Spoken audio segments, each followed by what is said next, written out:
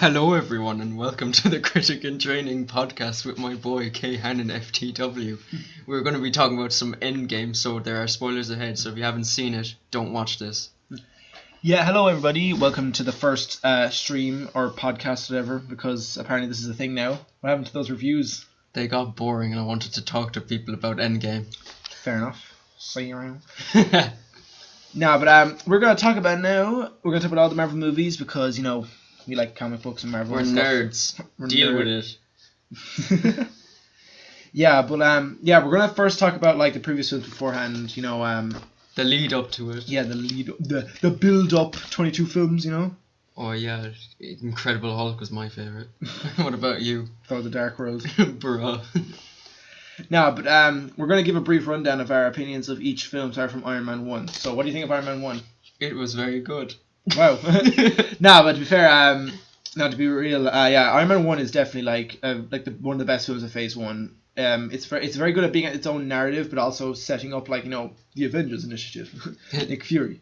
No, but it's very good. It's not my favorite, but I do like the how third simple act it is. is like, Whatever. it kind of just happens. Like Obadiah is just like, yeah, I'm the villain now, and it's like, okay. Yeah, Ironmonger kind of just comes out of nowhere, which is kind of weird. But it's not that bad. I give the movie like an 8 out of 10. What about you? 9. It's one of my favorites. It's just like I understand why they wanted to do like the villain thing. It's just like it kind of happened really suddenly. If they led up to it a bit longer, then I could have forgiven it.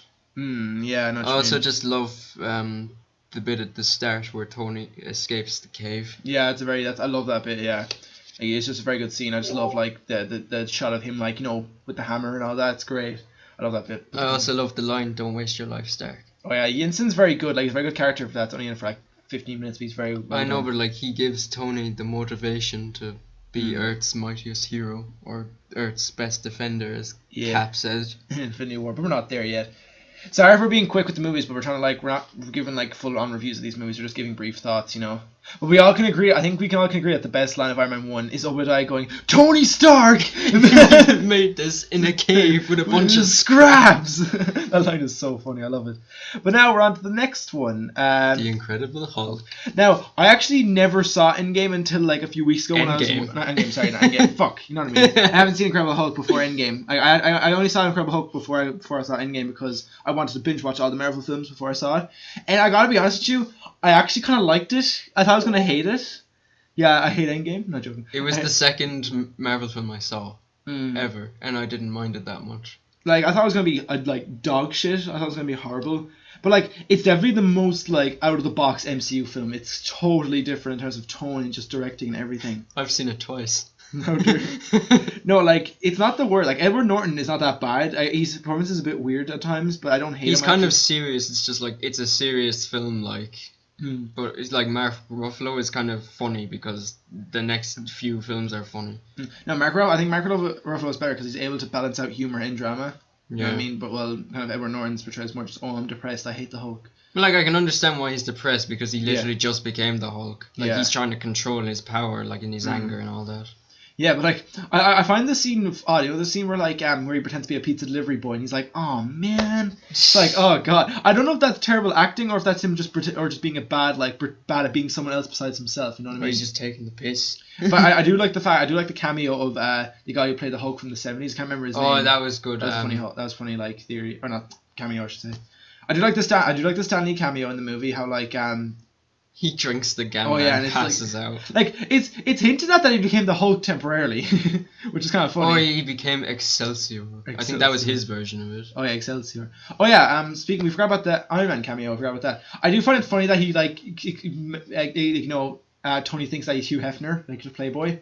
I just find it funny. He's like, for some reason, like the first two Iron Man films, he just mistakes him for someone else. He always mistakes Stan Lee for someone else. I just find it funny. But anyways, I don't mind the villain Blonsky. Like, it's not as like, it's not like it's not as, he doesn't become the villain like as abrupt or as fast as like Obadiah. But still though, like, I didn't really understand like why he wanted to become that.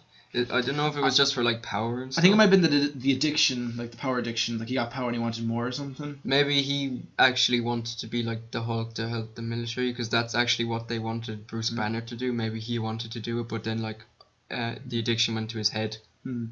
I would say though, like I think like even though like Obadiah is definitely like kind of like just he comes out nowhere as a villain, I think he's more memorable because Jeff Bridges just makes him more memorable compared so to like funny. You know, like what's the actor's name that plays Polanski? It's like something Roth. Tim Roth. Is it Tim Roth? Oh Remember, yeah, the guy from Pulp Fiction. Yeah, I know. Yeah, yeah. I remember it was something Roth. I couldn't remember, but yeah, I do like. I think he's an alright villain. He's not the most memorable, but I do love the scene where like he's like taunting the Hulk, and the Hulk just like punches him. It's like he just gets like. Is that all you got? Yeah, boom. And then like, okay, no, we're dead. We fall back, retreat.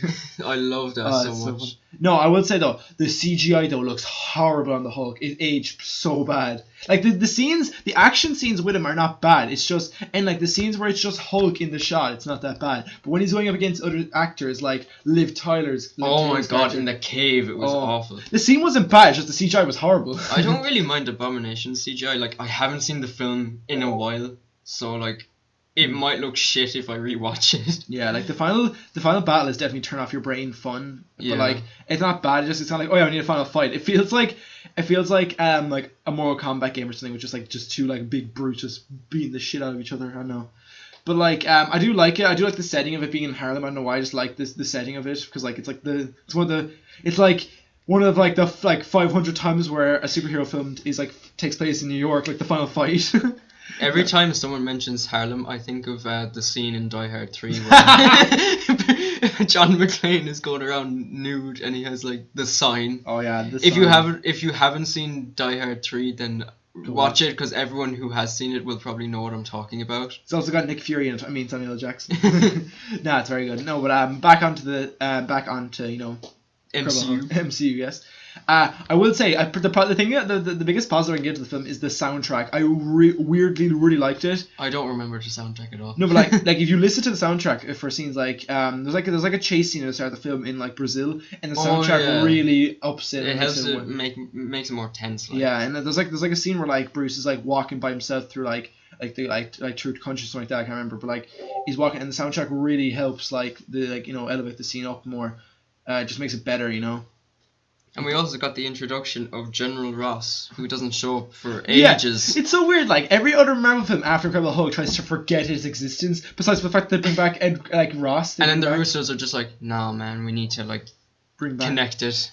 Yeah, even though I find Liv Tyler never shows up. Yeah, again. I know. Yeah, it's kind of weird how they never bring her up. They never mention her again. They kind of just The Russos doing an interview, but we'll get to that when we talk about Infinity War. I'll tell you all about that.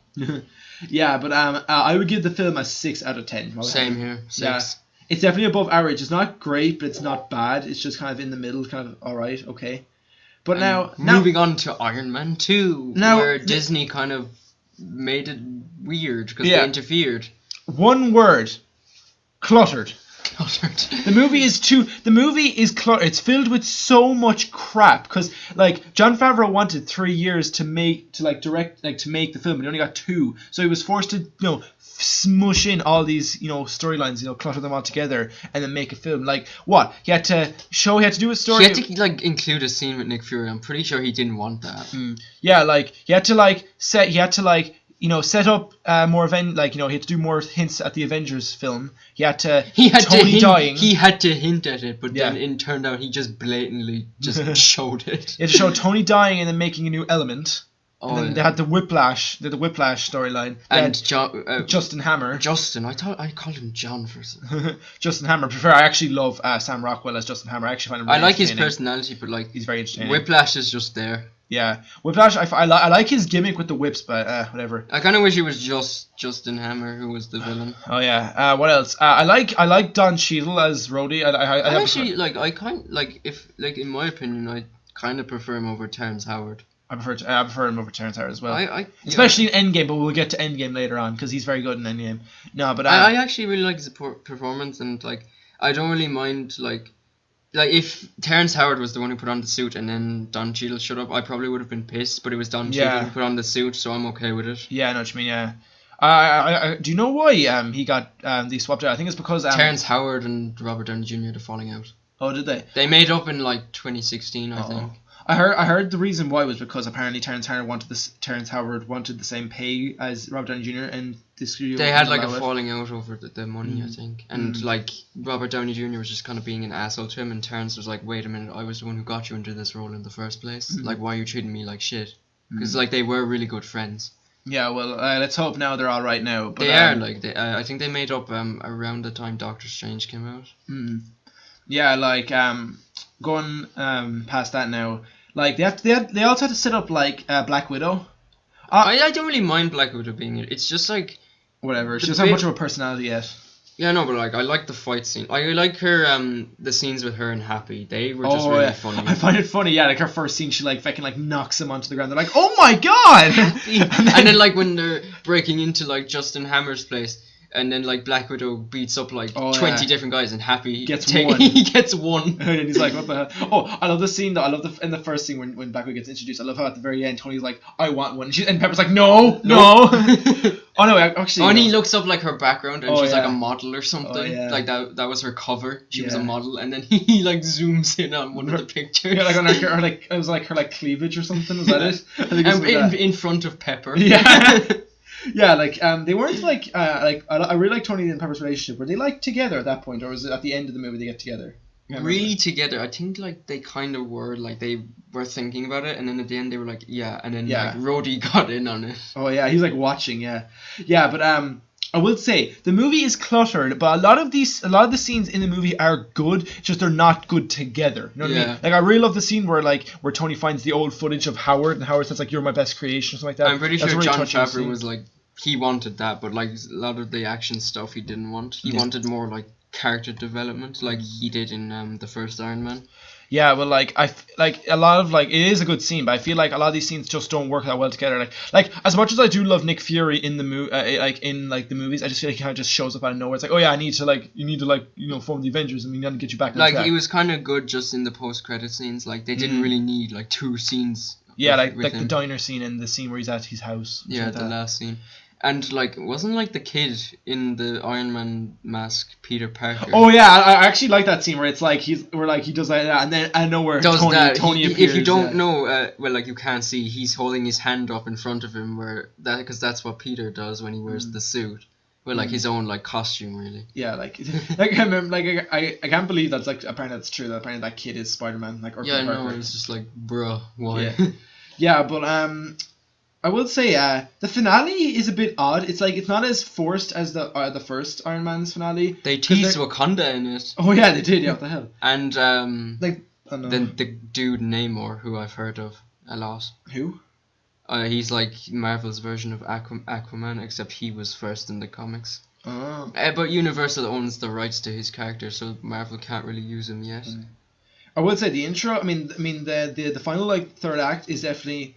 It feels a bit odd, but it's definitely kind of fun because like there's the whole like Justin Hammer conference, then all the robots go like haywire and bad, and then there's like the whole Black Widow fight, and then Tony trying to like and War Machine. Oh yeah, I love the bits where like War Machine can't control his suit, so he's like, "I'm sorry, Tony." It's like Tony, and he's shooting like at giving him. him directions. Yeah, he's giving him all like how like where he's gonna fire it. Yeah. And he's like, go that way. That way.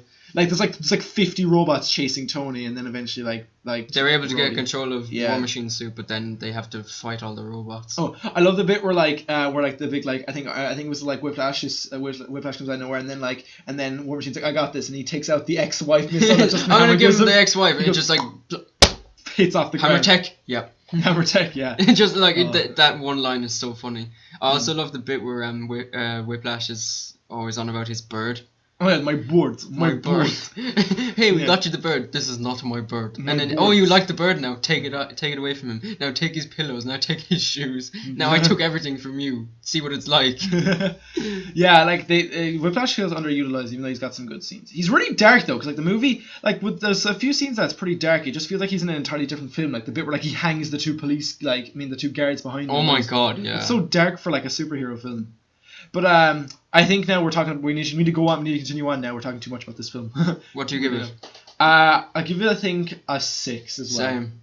I think you're giving it a 5, but I feel like I can still enjoy it even if it isn't. I can enjoy it. I've seen it like 3 times. Now we're on to the film that I haven't... Thor 1, yes. I actually have never fully watched the film before until I watched it a few weeks ago as well. I lended you my copy. Yes, you did. No, but I would say the movie has... I feel like the movie has good moments, but they're spread out by boring. But they're kind of... Some of it is boring but like... You know.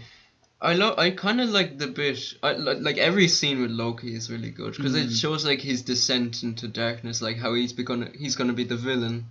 I love the bits where like Odin just randomly like gets angry and shouts like "Arr!" Like that. I love that scene so much. Loki's trying to stand up for Thor and then Thor's like "Arr!" So like it's so over the top and it's so funny. I love it. I love that scene so much. Like I think like was it Kenneth Branagh, the director? I think he did a good job at setting up Asgard and like the whole mythical space I love thing. Like the CGI for the castle and all that. Yeah, Asgard is good. I love the setting of Asgard. But I will say every side character besides for like Heimdall Loki. and Loki is the villain. So yeah, every side character. No, Loki is the villain. Loki is the set up villain. Oh yeah, like the only side characters I remember are Heimdall and Selvig because like I don't remember. I still what's the girl's name that hangs out with Jane? Darcy, yeah. I can't remember her name, and she's so annoying. I do not remember any of like Thor's friends. Like there's like I remember Lady Sif because she was like the only one who was good at fighting. Oh yeah, Sif. Like no. Like there's like the big chubby like guy with the beard. I don't remember the names. I only remember Lady Sif's name. Sif. That's it. Oh, Sif, yeah. Like the Warriors 3 are the four his four friends. Like they don't like. There's actually a scene where Thor's like my friends, and it's like I love that scene so much though. Like where they're just at the door, and then like Thor's like my friends. like it's a good it's a funny scene, but like you can tell the director is putting that scene just so you remember their names. like Lady Sif and the Warriors 3. Oh yeah. Like I do not remember any like no offense, but like the what's the posh guy like with like the mustache and beard, like the small beard, like the ginger guy. I find him kind of annoying. Names. I can't remember his name. I find him kind of annoying in that movie. I prefer him I find him slightly annoying. How he's just kind of like ha. I don't mind him that much. I find him kind of annoying, but then I don't mind him that much. Maybe it's because I'm so used to watching like Fawlty Towers. He just reminds me of Basil Fawlty. Watch Fawlty Towers. It's a really funny show from the 70s. Yeah, with John Cleese. No, but like I liked Thor. I liked Thor kind of, like somewhat in this film. I didn't think he was the best in this film, but like he was alright. Like I do like the gags of like the fish out of water sequences, like the another. Drink. I like it. Another. No, but like he's definitely not the best. But I do like his character arc from going from like an arrogant asshole to like a person like. He's learning a lesson. Yeah. Man. And I do like the final scene. I do like the scene with him and Odin on Asgard at the very end. I do like Phil, that. son of Cole. I love that scene. Oh yeah, that's good. Yeah, like I do like the scenes where like with Shield showing up and all that. The Stan Lee cameo was so funny. No, yeah, the truck. That was he uses the truck to try and get the hammer, and the truck Put the hammer down. Did it work? Did it work? I love that. I love the scene where like where Thor just pick up the hammer initially and he fails because it's like good, like well directed and stuff.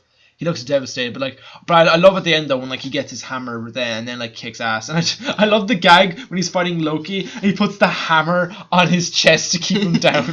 Loki can't get up, but then he's like, okay, I need to destroy the Bifrost. Gets the hammer, destroys it. Oh yeah, no, but I will say we should go on to the next film now. But I will. What are your final thoughts on the film on Thor? Yeah, it's like it has funny gags. Some of it is boring, but like I love just the scenery of like Asgard. But I felt like we didn't see enough of it. Like, yeah, I think they focus too much on the Earth segment. And the bit with like Laufey, like his planet is so dark, I can't even see it. Like yeah, and he's kind of like a boring villain. Yeah, like he's just the generic villain. He's just there to set up Loki. That's what he is. But Odin is just so funny. Like. Yeah, I actually really like it, and I give it. Maybe 7. 7, yeah, same. I know. Like, we're mostly agreeing on movies, but like, I think we can. No, we disagreed on Iron Man. Yeah, I gave it a 9. You gave it an 8. Yeah, but no. Yeah, I give it a 7 as well. Now we're on to Captain America: The First Avenger. Now, I remember when I first saw the movie, I found some parts of it a bit boring. But I will say the movies, I feel like. The first act is brilliant. I would say the first act of the movie is brilliant with like Steve Rogers and like being all skinny and stuff and then becoming buff. Yeah. I think the biggest problem with the movie is that it rushes through a lot of like the World War II bits. Yeah, they just do it in like one montage. Yeah, but like let's go back to like, what do you think of Steve Rogers as a character? I actually really like him. He's the God's righteous man. Yeah, like, I just love the scenes with him. Like the movie does such a good job of setting up his character, like him being skinny. I love seeing this guy. Like I know he gets so much shit for being like, skinny and all that, and like getting beat up and all that. But like he's just so positive, and he always just keep a heads up. He's so optimistic. I love like I can do this all day. You know what I mean? What's weird for me is that like, when Bucky is introduced, he's just kind of introduced out of nowhere. Yeah. And he ends up being one of my favourite characters in the film. He's kind of just set up like kind of whatever in the first Avengers, and then later on he becomes such a big character. Like he like shows up like to help Steve when he's getting bullied, and then like when he comes back again in the film, like, and then like that scene where he falls off the train, I actually was like about to cry because I really liked his character. I liked his character too, but I felt like the death scene was kind of just like skimmed over. It's like, oh, he's dead, move on. Like I know they had the scene with like Steve mourning him, but still it kind of feels a bit. Yeah, no, but like he was kind of like a minor character, but like I don't really mind that like they kind of skimmed over because like Steve was really the only one close to him. Yeah, but like I really like I do like the bits where Steve's at boot camp. I love I love the bit where like the flag bit is the best scene. It's like that's like I love that bit because it really shows that like it's like think smarter, not harder. Because like Steve like uses his intellect to compensate for his lack of strength. You know what I mean? Yeah. And I just love that. Like I love like the bits with him and Peggy. Because Peggy's like damn like I love it because like he's a nice guy. He's nice. I love that. It's so good. And then, when he becomes buff, how do you feel? Taller. The peck, and then she pecks him like touches his peck. No, but like I love like I think my favorite scene one of my favorite scenes in the film is the grenade scene, the dummy grenade. I love that scene so like much. It's such a great like show, like it's such a great scene of showing like his character and all that, like the fucking like like he sacrificed himself for like anyone, even like the bullies. Yeah. And I love how like Tommy Lee Jones like he can't fight, he's not a soldier, and then he goes, and then when he does grenade, and then he does, he's like, you're still skinny. He's still skinny. I love the Doctor as well. Like the phase one of like the phase one films had some pretty good side characters that only show up in that one film, like Yinsen. And then fucking what's the Doctor's name in this one? I can't remember his name. But like I liked him. I do love the scene though where like he's talking to Steve and he goes, no matter what happens after tomorrow, remember to always be a good man. You know what I mean? Like always be yourself. I really like that. And then it's just like, wait, you can't have a drink now until after the procedure. We'll drink it after. I don't have the procedure tomorrow. I'm gonna drink it now. He takes like both the drinks of whiskey. That's good. Yeah. But like Steve, like when he's buff as well, I love how like he doesn't like try to act. He's not like an asshole. He's like, oh yeah, I'm super strong now. He's not like super. And he also, it takes him a while to get used to it because remember he crashed through like the window of a shop when he was chasing the Hydra agent. Yeah. We should skip on a bit now, but like I'll give it about a 7. I'll give it an 8. Yeah, like no, the finale is great as well. Like I gotta say, the final scene, the final like it's so the crashing into the ice, and then the future scene is great. Like the I have a date, just I had a date. I love that line. Oh yeah, I love that line so much. That was a great. And ending. Nick Fury comes. Yeah, but you skip it. Yeah, I'll give it an 8. You give it a 7 because like I think I liked it more on when I watched it again for like Endgame. Now we're on to a small little indie film called Avengers. It happens to be one of my favorites of Phase 1. Yeah, everyone can agree that the first Avengers film is the best film of Phase 1. Like people say Iron Man's like the second best, but no. Like Iron Man's the second best. No, it's clearly the best. That's what you were saying. It's the best. Avengers is the best. I think we can agree. I'm gonna give my score right away. 9 out of 10. 9 out of 10 for me. 9 for me. Yeah, like we can we'll skim over it because we can't be spending too long on these films. But yeah, I think what Joss Whedon brings to the table is he did so well. He was so passionate about it. Yeah, he did such a good job of making these characters work off each other. You know what I mean? Like they're so great together, talking and bantering and all that. He was a really good choice as well because he had worked on the show Firefly, which is kind of similar to Guardians of the Galaxy, and he was really good with like working with like teams and all that, like he was very team things. He was very good at making characters that you wouldn't normally think could connect with each other work well. Like you wouldn't think that like a soldier from the 40s, a god, and a billionaire. Wait, I want to quote him: genius, billionaire, playboy, philanthropist. I can't pronounce that last word. I can't speak. Philanthropist, genius, billionaire, playboy, philanthropist. Yeah, and then like a Russian spy and like Hawkeye and the Hulk and all that. Russian spy, Hawkeye. No, like two master assassins. Yeah, like he does such a good job with character dynamics and just characters all connecting and all that. And I think that this was the first film that like was able to properly utilize Nick Fury in scenes that wasn't just camp, just in the post credits, because I feel like Nick Fury feels forced in Iron Man 2. Let's be honest. He does, yeah. He feels forced in Iron Man 2. That's the only Iron Man 2 is the only film beforehand where he wasn't like at the end of the film or just wasn't there like as a brief cameo. You know what I mean? Because he was at the very end of the first Captain America: The First Avenger. That was just like He's also in the post credit scene of Thor where he's talking to Eric Selvig and he shows him the Tesseract, which is like the main thing in the Avengers. He's like this is the first film that had like Nick Fury in it, like in a main role, and he did well. He was really funny as well. I love that scene where like the government is saying they're going to send that missile to New York because of the battle, and then Nick Fury's like, I realize the council has made a decision, but given that it's a stupid ass decision, I've elected to ignore it. Oh, I love that. Yeah, but the side characters are great as well. Like Coulson's death side. Loki's great as a villain, obviously. I know Coulson comes back in like Agents of S.H.I.E.L.D. the show, but no one watches that. Yeah, I'm watching. So he's still dead for me. Yeah, true. No, but I would say I think Loki's way more dark in this film. He's such a good character. He's very good in the film, but I don't know. I think he's way more darker than any other film. I don't really mind that. Like I don't mind it, but like I think he's still funny though. Yeah, like when he's talking to Tony Stark. I actually. Oh yeah. I also love when he's talking to Black Widow. Oh yeah, that scene. And he's just like really. He's just like. I just love that scene. So at the start of the conversation, it's almost like he's trying to connect with her, but then at the very end, he's all sadistic and says like, "Oh, I'll kill like Hawkeye and all that, or I'll kill Clint or whatever." He'll make Clint kill her. Yeah, and then release him from the mind, like his mindset, and then kill him. Yeah. Smash his skull. Oh yeah, damn. But like that doesn't happen. Disney wouldn't allow that. Disney wouldn't have allowed that. Paramount Pictures would have allowed that. Oh god. No, but we'll hurry on now. Battle of New York was great. I loved the entire Battle of New York, especially Tony sacrificed himself for New York was great. The whole nuke bit, like that was such a great. And then scene. When he comes back, yeah, son of a gun.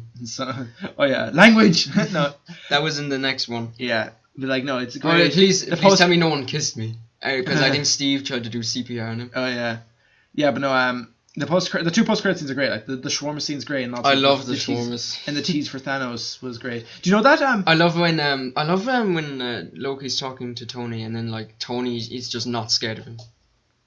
This usually works. The scepter scene. This usually works. Oh yeah, that bit. Yeah. I love the scepter scene. This usually works. Oh well, performance issues. Throws him out the window. He give him like, he said like 1 out of 5 or something when he was talking about his performance. It's just like, oh your performance issues kind of sometimes happens. 1 out of 5. I don't remember that, but that probably was something he would say. But yeah. Do you know that apparently the shawarma scene was like filmed like apparently only like a few weeks before the premiere, because like apparently I think I can't remember why it happened, but like apparently they wanted to do another one. I think Robert Downey Jr. wanted. I don't know. I think he mentioned. I'm pretty sure like he said that. Yeah, he like, said that we're going to do it. It wasn't scripted. Yeah, apparently he said we're going to do it. And it's like, what, we're going to do that or something? I can't remember. But anyways, yeah, Avengers 1 9 out of 10. Yeah. And now we're on to Iron Man 3, which, unpopular opinion, I think it's better than Iron Man 1. I actually think Iron Man 3 is better than Iron Man 1. It's better than Iron Man 2, but not Iron Man 1. It's so underrated. Like, yeah, it's not in terms of like critics saying it's bad. It's the comic book nerds who say it's bad. That's right. Like, I'm calling you out if you watch this, which I doubt you will. Yeah, like I think that like I feel like the whole Mandarin twist I don't mind. Like I love that twist so much. It's so funny. Like I don't understand why people would have been pissed. I mean, like he still would have had the same motivation as Aldrich Killian. It would still be. It's still the same plan. Like. Yeah, I know what you mean. I didn't mind Aldrich Killian as villain. I think he was alright. He wasn't the most memorable, but he's not memorable. He served the movie. Yeah, but like even if Ben Kingsley was the Mandarin, like would it have made much of a difference? I find it funny that Aldrich Killian is basically Syndrome from The Incredibles in terms of he is actually the hero does something that pisses them off or something. When You're still not pissed off about Switzerland, are you? How could I be pissed off at Switzerland? I'm thankful. He's like that. I love that so much. Yeah, I love the bit where he's talking to Pepper and then Happy gets like all like suspicious and he has to call Tony about it. He's like, oh shit. This forehead of security. Forehead. He's holding like the tablet backwards and he's like, just flip the camera, please. He doesn't know how to. Oh yeah.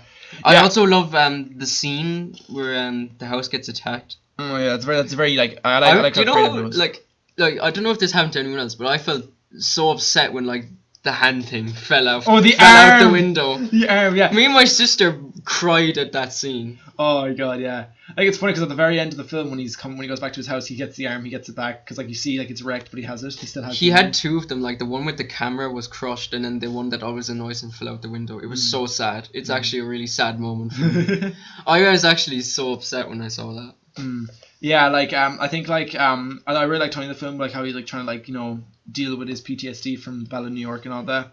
And I really like the scenes where he's with Harley, the little kid. I actually, funny. Yeah, I love Harley. He's like he's kind of like Tony Stark, but not really. Like he looks up to him, like. Yeah, I love the bit at the end when like he buys him all those gifts and stuff. That's nice.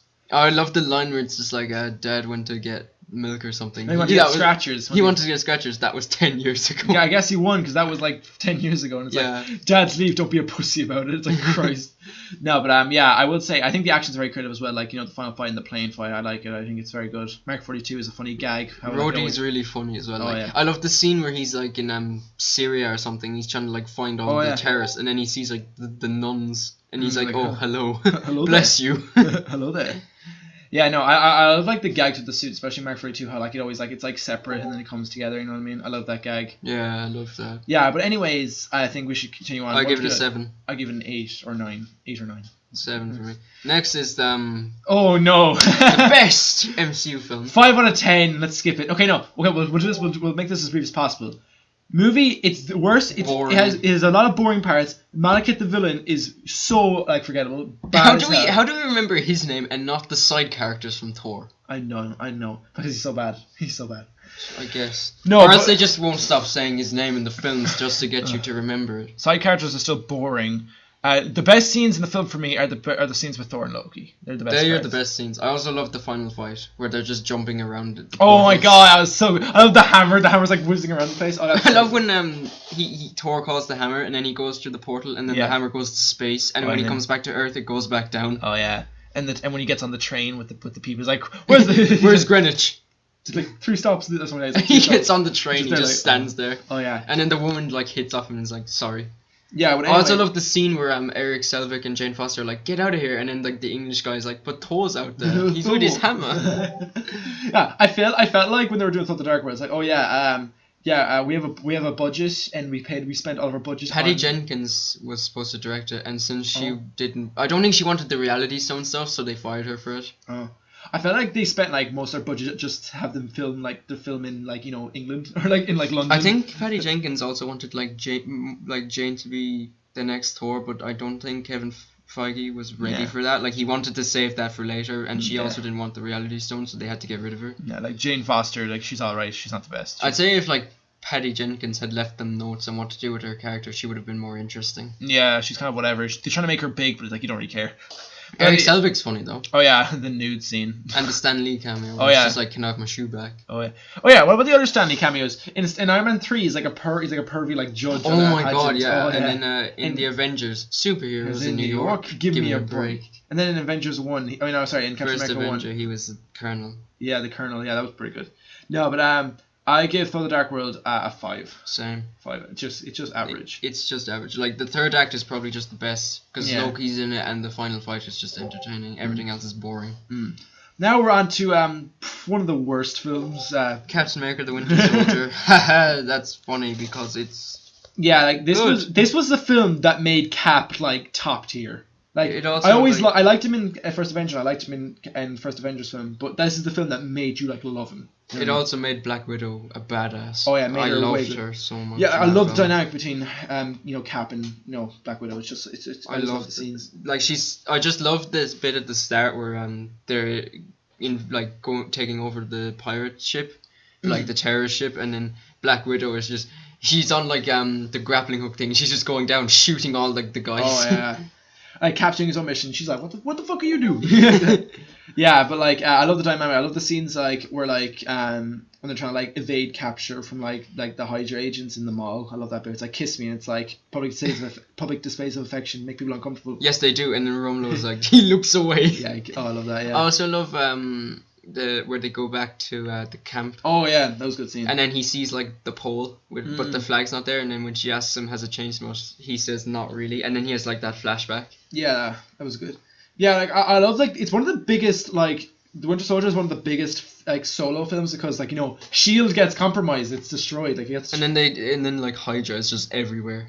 Yeah, it's pretty like I also love the car chase that Nick Fury's in. Oh, yeah. I love that so much. And then like he's like, get me off the grid, and then Bucky's just in the middle of the road and he like blows up the car, and when he like flies past, like when it's flying towards him, he just steps out of the way. Yeah, that's a very good bit. The Winter Soldier's very good in the film. I loved like I actually really liked the reveal that it's Bucky. Like I kind of had a feeling like that it was him because I was spoiled, but also it just like helped like Captain America's character a bit. I love the fight scene of going like one of the best fight scenes in the MCU is Cap versus Bucky in that's such an emotional. That's I actually wanted to cry like at the line. I'm with you till the end of the line. Oh yeah, like the two best fights. I love that scene is so good. That fight and the highway fight are like the best. Like I love the highway fight because it's such like it's just good action. Like the two of them like going like Cap doesn't know that it's his best friend, so he's trying to do his best to fight him. And he's like, I don't want to fight you. And then the next one he's like, you're my friend, you're my mission, and he just punches him sometimes, then finish it because I'm with you to the end of the line. Oh, every time I hear that line, I'm just like, oh my god, I'm gonna cry. Like that just is such a good scene. That's one of the scenes that make me want to like shed a tear. But the best scene in the the best scene in that film is on your left. On your left, the very first. Don't say it. On your left. God damn. I also love the bit where Black Widow throws your man off the building and then Falcon rescues him. Yeah, Falcon's good in the film. He's a good side character. He's really funny. Yeah. Also, like his tragic backstory, like his best friend was dead. Like he had a partner and then he died and he couldn't do anything about it. Like he was there to witness the entire thing. Yeah, he's good. He has some good like. He's got a good backstory. And he's pretty funny. Like I love the line where it's like, Cap, how do you know which one's the bad guys? It's like the ones how do you tell the good guys from the bad guys? Oh, yeah. I found them bad guys you were talking about. Yeah, it's like the ones like they're usually shooting at you or something like that. Yeah, but I also like how he tries to comfort Cap, like when he finds out that it's Bucky who's the Winter Soldier. Yeah, he tries to comfort him. Yeah. No, but like this is probably like the closest like Cap like is to like this is the closest Cap is like to die like to dying like in the entire like MCU. Like he nearly dies at the end of the film, you know what I mean? The music is so nice at the end, like when Bucky rescues him from the river. Oh yeah, and then nice like symbolism as well. The red, white, and blue stripes getting dragged through the mud. Yeah. Yeah, and like the ending, it's very good. I like the cliffhanger ending where it's like, where do we start? Finding Bucky and all that. Not too much of a cliffhanger. It's like a setup. The Stan Lee cameo was really funny in that. Where he's like when Steve takes the World War II suit, the suits, and like the one in the museum, and then Stan Lee's the security guard, and he says, "Oh man, I'm so fired." Yeah. Well. Anyways, now. Final verdict 9 out of 10. 9 out of 10 for me. Probably one of the best MCU like solo films. Now on to another great film, Guardians of the Galaxy. Come and get your love. Yeah, no. Soundtrack is amazing. Yeah, like this film probably had had to like out of all of the out of most of the MCU films, this one had to like prove itself the most because like everyone probably thought it was gonna be a shit film because like no one heard of the Guardians of the Galaxy. I'm pretty sure Kevin Feige, the president of Marvel, said if it sucked, it wouldn't have been a part of the MCU. Yeah, probably would. I even though it like references, it sets up the Infinity Stones. Like the Infinity Stones are like talked about before, but like they're not actually the Infinity. Like the reality. But then like the Collector talks about them. Who was seen in the post-credit scene of Thor: The Dark World. Yeah, that's who he got the Reality Stone. Yeah, and like the film is like James Gunn is such a great director. He was able to bring all these somehow make all these characters work, and Were they all based off like his childhood or something? I have no clue. Or just any personality he had growing up. Like I know, like all the characters are so likable though. Like I love all of them. You know what I mean? Like Peter Quill, I just love how goofy he is and how like he tries to be tough, but like no one takes. He's a loser. He's a loser, yeah, but he's very like sympathetic, but he's also like that very bit at the start underdog. Was just so depressing. Oh yeah. And then it just goes straight into Come and Get Your Love. I'm kind of glad that like it showed like the sad bit first. Yeah. It waited a bit before he starts dancing. Yeah.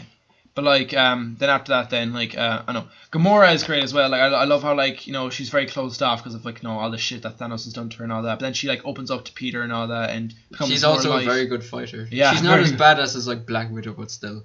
She might be more. I don't know. It depends. Well, like she kind of is because like she was trained under Thanos. And then like and then fucking Drax takes everything seriously. I love that. It's like nothing goes over my head. I am Groot. Groot, yeah. We are Groot. Oh my god, Groot. Yeah, Groot's great as well. I love the bit where like he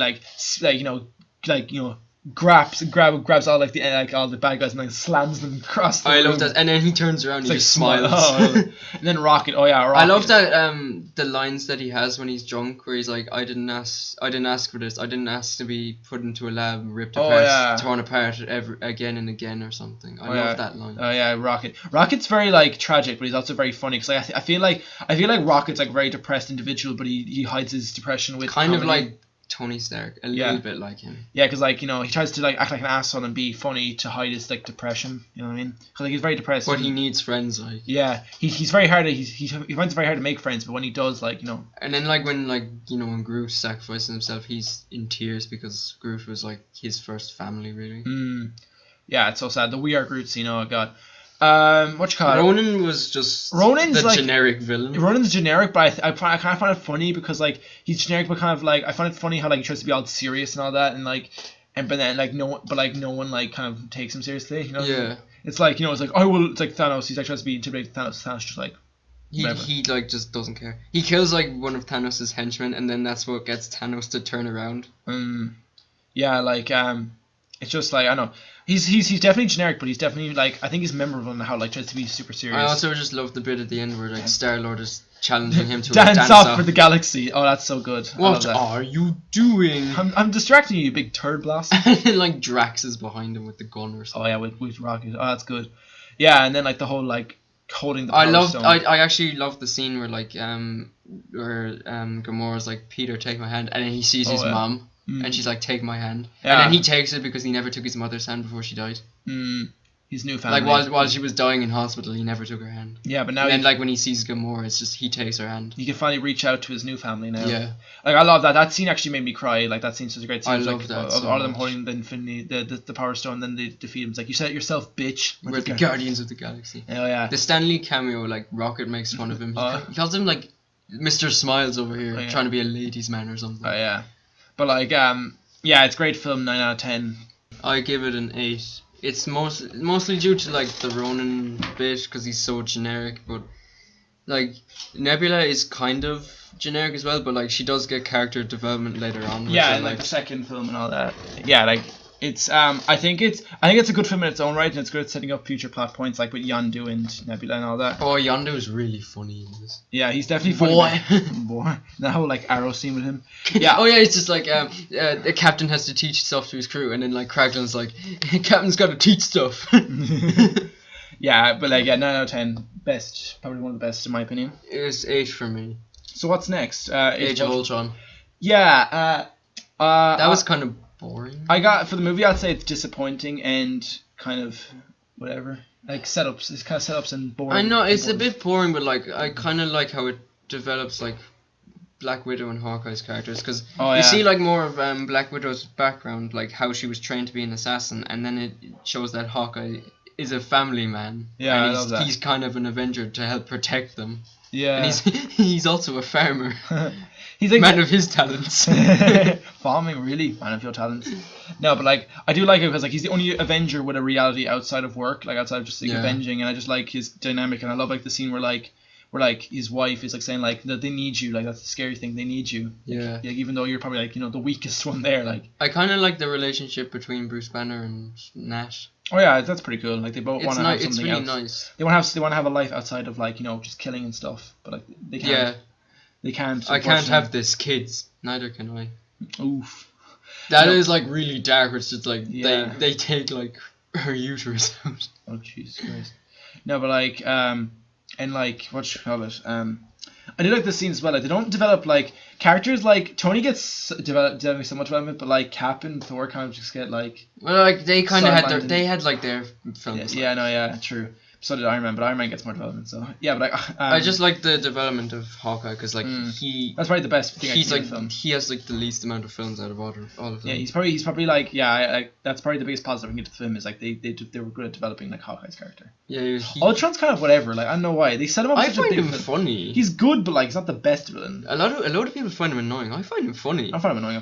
That scene where like where the Avengers show up like and he's with Quicksilver and Scarlet Witch and he's like Captain America, God's righteous man. I can't physically throw up in my mouth, but and I find it funny. And then the bit where like the Hulk goes into the jet and then like he sees him, he's like, oh for God's sake, and Hulk throws him out. Yeah, but what about the Maximoff twins? What do you think of them? They were pretty good. I liked like how Scarlet Witch was kind of able to redeem herself because she was evil, then she was a coward, and then she decided to be a hero. Yeah. I can't say too much about Quicksilver though, because like I liked him, but like he kind of did the same thing, except he wasn't a coward. He was just like, yeah, I'm bad, but then I'm gonna help the Avengers now, because like I didn't realize Ultron wanted to kill everyone. Yeah, but also I don't know why the hell did they kill him off immediately. I found that a bit stupid. Why did they kill him off immediately in the same film he was introduced? Film rights. Probably. Fox used him in not first class, Days of Future Past, and then they used him in X-Men Apocalypse. That's probably why. I don't know. They didn't use Scarlet Witch in those films. That's why they were able to keep her. Yeah, like that's I don't know. Like he just kind of feels like whatever when he dies. Like it's a good moment when he sacrificed himself for Hawkeye, but still like kind of feels like why'd you kill him off? I know. But like the film like I think it does too much setups and it is a bit boring. And then like Thor's vision of like the gauntlet. Yeah, that's pretty good. That was in the post credit scene. It was pretty good, but it was a tiny bit forced. Yeah, but anyways, I give the film like a 7 out of 10. 7. I give it a 6. Ooh, we're disagreeing. Again. Last. Oh yeah, I love this. I love the Stanley cameo where like he gets drunk on like Thor's booze. Oh yeah, it's just like he only gives it to Cap because the two of them are they're the only ones strong enough, and then Stanley's like, nah, yeah, come on, I can take it, and then he gets drunk immediately. The hammer scene. And then like if you look behind him when they're carrying him out, like you see like all the guys like passed out on the table. Excelsior. And also the hammer scene is great. That's like the best scene in the film, the hammer scene when they're all trying to pick up the hammer. But 7 out of 10, 6 out of 10. Moving on, Ant-Man. I love Ant-Man. Oh yeah, like it was the first Marvel film I saw. In cinema or just in general? In general, and like it's had a special place in my heart ever since. Paul Rudd makes the film. He's so great. It's such an underrated film. Yeah, it's a very small scale film, but I kind of like that. It's so small scale. Puns. They had a really short trailer as well. It's fantastic. Fanforstic. Shit. No. We that's not a Marvel. We don't talk about that. That's not a film. That doesn't exist. No, but yeah, I think it's very small scale, but I think it makes up for that with like funny characters and just good like. I kind of like Scott's background. He's very interesting. Like he's like a criminal, but he hates violence and he's just doing it for good. Like. Yeah, he doesn't do it because he's a bad person. He's sort of like Robin Hood at the start, because like Louise says something about how he stole billions off like this company, but he gave it to all the workers. Yeah.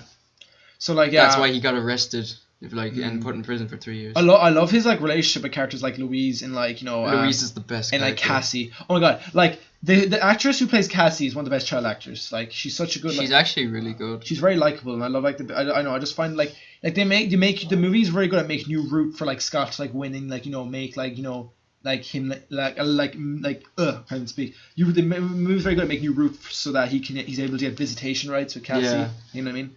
And like he can't like get money like because then he tries to get the job. Sorry, we had to cut there for a second. What are we talking about again? We're talking about Ant-Man. I don't remember. I just remember. I think we were talking about his relationship with Cassie.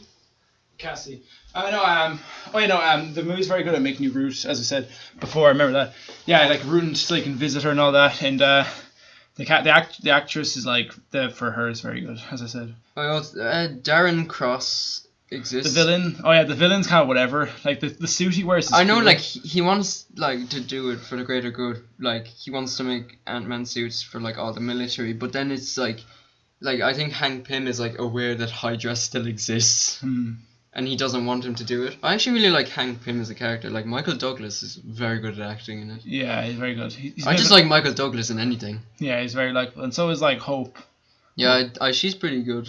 She's pretty good. She's pretty good. Yeah, I also love the moment she has with Hank when he says how Janet died. Oh yeah. Well, when she died. Died. Yeah, but definitely underrated film. Great. I give it an 8. Yeah, I give about 7 or 8 as well, maybe 8. It's a special place in my heart, as I said. What was the Stan Lee cameo was so funny. I love Louise's monologues are so funny. They're the best. At the end, Stan Lee is one of them. Yeah, but now we're on to Phase 3. Civil War. One of the Captain America the Civil War. Captain America the Civil War. No, Captain America Civil War. It's set in 1980 something. Because the Russians are the Soviets are bruh, and then the Americans are bruh, and then Captain America's the leader. Captain Soviet. Captain Soviet. No, but it's I definitely don't like the film as much as I did when I first saw it. Because Get out. I still like the film. It's just I love the film. I still like it, but I think I'll give it an 8. Get out. Give it a 9. No, it's good, but there's some parts that are boring. I don't find it boring. No, not boring. Sorry, it's more slow. The movie feels slow. I don't find any of it slow. But I think it's still very good. I love Zemo. Zemo's alright. But he's not very memorable. He's kind of doing it out of revenge, but he doesn't want anyone to get killed. He just wants to break them up. Yeah, well, possibly kill them. He doesn't care if they die. He just wants the Avengers to be split because he hates them, but he doesn't want any civilians to be dead. But he gets them and killed anyway because Black Panther. No, the movie's is good at setting up future things. They set up Black Panther and Spider-Man. Oh, Spider-Man's entrance was really good. Oh yeah, that was a very good scene. The whole. I love the chase with Cap, Bucky. Falcon, Bucky, and Black Panther. That was very good. Yeah. I loved the music for Black Panther when he's on scene. On screen, scene. Every scene with him. No, the action scenes are very good. The airport fight's great with giant men and all that. That is the best scene in the whole film. It's great, and the whole. I love them when they're all when it shows the two teams and they run towards each other, and then it has that really good music. I love the score for the movie. Yeah. The final act of the film, the final fight, is very emotional as well because it's very impactful because that I think this breaks up it's so hard to root for the guys because it's they're flawed. It's Tony, he's doing it because he wants to avenge his parents, but Cap and Bucky Bucky did it, but he didn't want to do it because he was friends with Howard Stark. Yeah, no, he was brainwashed by Howard. And then Cap is protecting his friend, but he doesn't want to fight Tony, and neither does Bucky. Yeah, but he has to. But you want Tony to avenge his parents, but you also want Cap and Bucky to be able to defend themselves. Yeah, at least that's what I was going through. It's very good though. And then that scene where Iron Man blows off Bucky's arm is just Empire Strikes Back. No, but I think the film's good. But Stay down, final warning. I can do this all day. Hey, I love that scene. Yeah. And then the scene where Cap, he drops the shield. Oh yeah, good bit. I also love how when Hawkeye's in prison, it kind of sets up his toughness for Endgame. Where he's just kind of he's just being mean to Tony. He's just being an asshole to him. It's the last scene he's ever in before Endgame. Yeah. But 8 out of 10. 9 for me. Yeah, well, you do you. Then we have Doctor Strange was. It's average. It's okay. It's all right. Get out. No, it's not average. It's not bad. I would give it a 7. I'll give it a 7. I actually really liked it. I love the visuals for it. The visuals are great and the side characters are good. But the villains are bad. The villains are. Oh yeah, they're just there. They're just there. Caecilius loses his army at the start, and there's only 5 of them left. Yeah, I know. And they're not even memorable. But they get really powerful halfway through, so they're able to handle themselves. The action's very creative. I would say that's probably the best thing. The best scene in the whole film is when Doctor Strange and Mordo go into the mirror dimension with Caecilius, and then they turn New York into one of those If you ever see one of those silver Rubik's cubes and you mess it up, you know what I'm talking about. It reminds me of that. Oh yeah. Oh, and the Stan Lee cameo. Oh, that is hilarious. They fall into the side of the bus. Oh yeah. Oh, we forgot about the Stan Lee cameo from Civil War. Are you Tony Stark? Oh yeah. That's great. They're both great. They're both great cameos. We always need to talk about Stan Lee cameos. You have to in every one. No, but good film. Forgettable villains. 7 out of 10. And also the ancient one died. Oh yeah, oof. Wong is such a good character. Oh yeah. He's barely in it, but he's so memorable. Yeah, it's Wong. Wong. Just Wong. Now next. And then he's like, I want books on astral projection. No. No. Just no. Yeah, but next one now. Guardians of the Galaxy Volume 2. Oh, that was brilliant. Great. Probably I don't know if I prefer to the original or not, but I give the it a first scene, like it's just Groot dancing to Mr. Blue Sky in one take, is amazing. Well, technically it wasn't the first scene, but you know what I mean. Yeah, I know, but like yeah, but then it's a great scene. I'm gonna try and speed this up because we need to get on to Endgame itself. What was Stanley's great camera on character. that? I know. Oh, he was the Watcher. Yeah. It's same, mostly the same things from the first Guardians. Great character dynamics, great, Nebula has so much development. Oh yeah, amazing. They're really good at developing, Nebula and Yondu. It's great, and I like the development. Yondu's sacrifice is so good. Yeah, it's very good. I just love how they develop all the characters. Like Peter gets developed, Gamora gets developed. They all get developed. Rocket is kind of a bit more of an asshole, but I find it funny. Yeah, no, but I think he's funny. But the film, notices even Kraglin gets more development, and he's only there. Yeah, he's like Yondu's second in command, but he gets like a lot of development. They all get development. It's just great. Oh, I love the scene with just the arrow. The arrow, yeah. Ego is a pretty good villain. Yeah, Kurt Russell has like a great performance. It's one of his best performances. Yeah, to be honest with you, Guardians of the Galaxy Volume 2 is probably like the first film since like Avengers 1 that actually had a somewhat memorable villain. And it was a sequel that was great. Mm-hmm. It's very good. Give it like a 9 out of 10. I give it about 7 or 8. Ooh. It's weird. I don't know why. Next one, Spider-Man Homecoming. Controversial really opinion, good. I don't think it's the best Marvel film. Who does? No, I heard a lot of people say just because it's Spider-Man it's great. It's like, no. I give the film like an 8 or 9. I just give it like 8. Like, it's great, but the thing with the problem, I don't know why, I just can't rewatch that often. I watch it every few months. I've only seen it twice. It's still great though. I watched it in cinema when it came out, and then I rewatched it on DVD because my sister wanted to watch it. Tom Holland's great as Spider-Man. He's great. He's a really good Spider-Man. And the bit at the start where he's like filming the airport battle is kind of weird. I found it funny, Jonas. It's funny, but like it's like why did they put that in the trailer? I have no clue. It's annoying. But Vulture is such a good villain. Yeah, I really like him. Michael Keaton does a good performance because like he's kind of like Walter White. Like he does bad things for his family. Yeah. But like I've only seen 2 seasons of Breaking Bad. Don't spoil it for me. Yeah, but yeah, it's a good film. Not my favorite, but still great. It's like what in the middle for me. Yeah, I'd give it like an 8 or 9.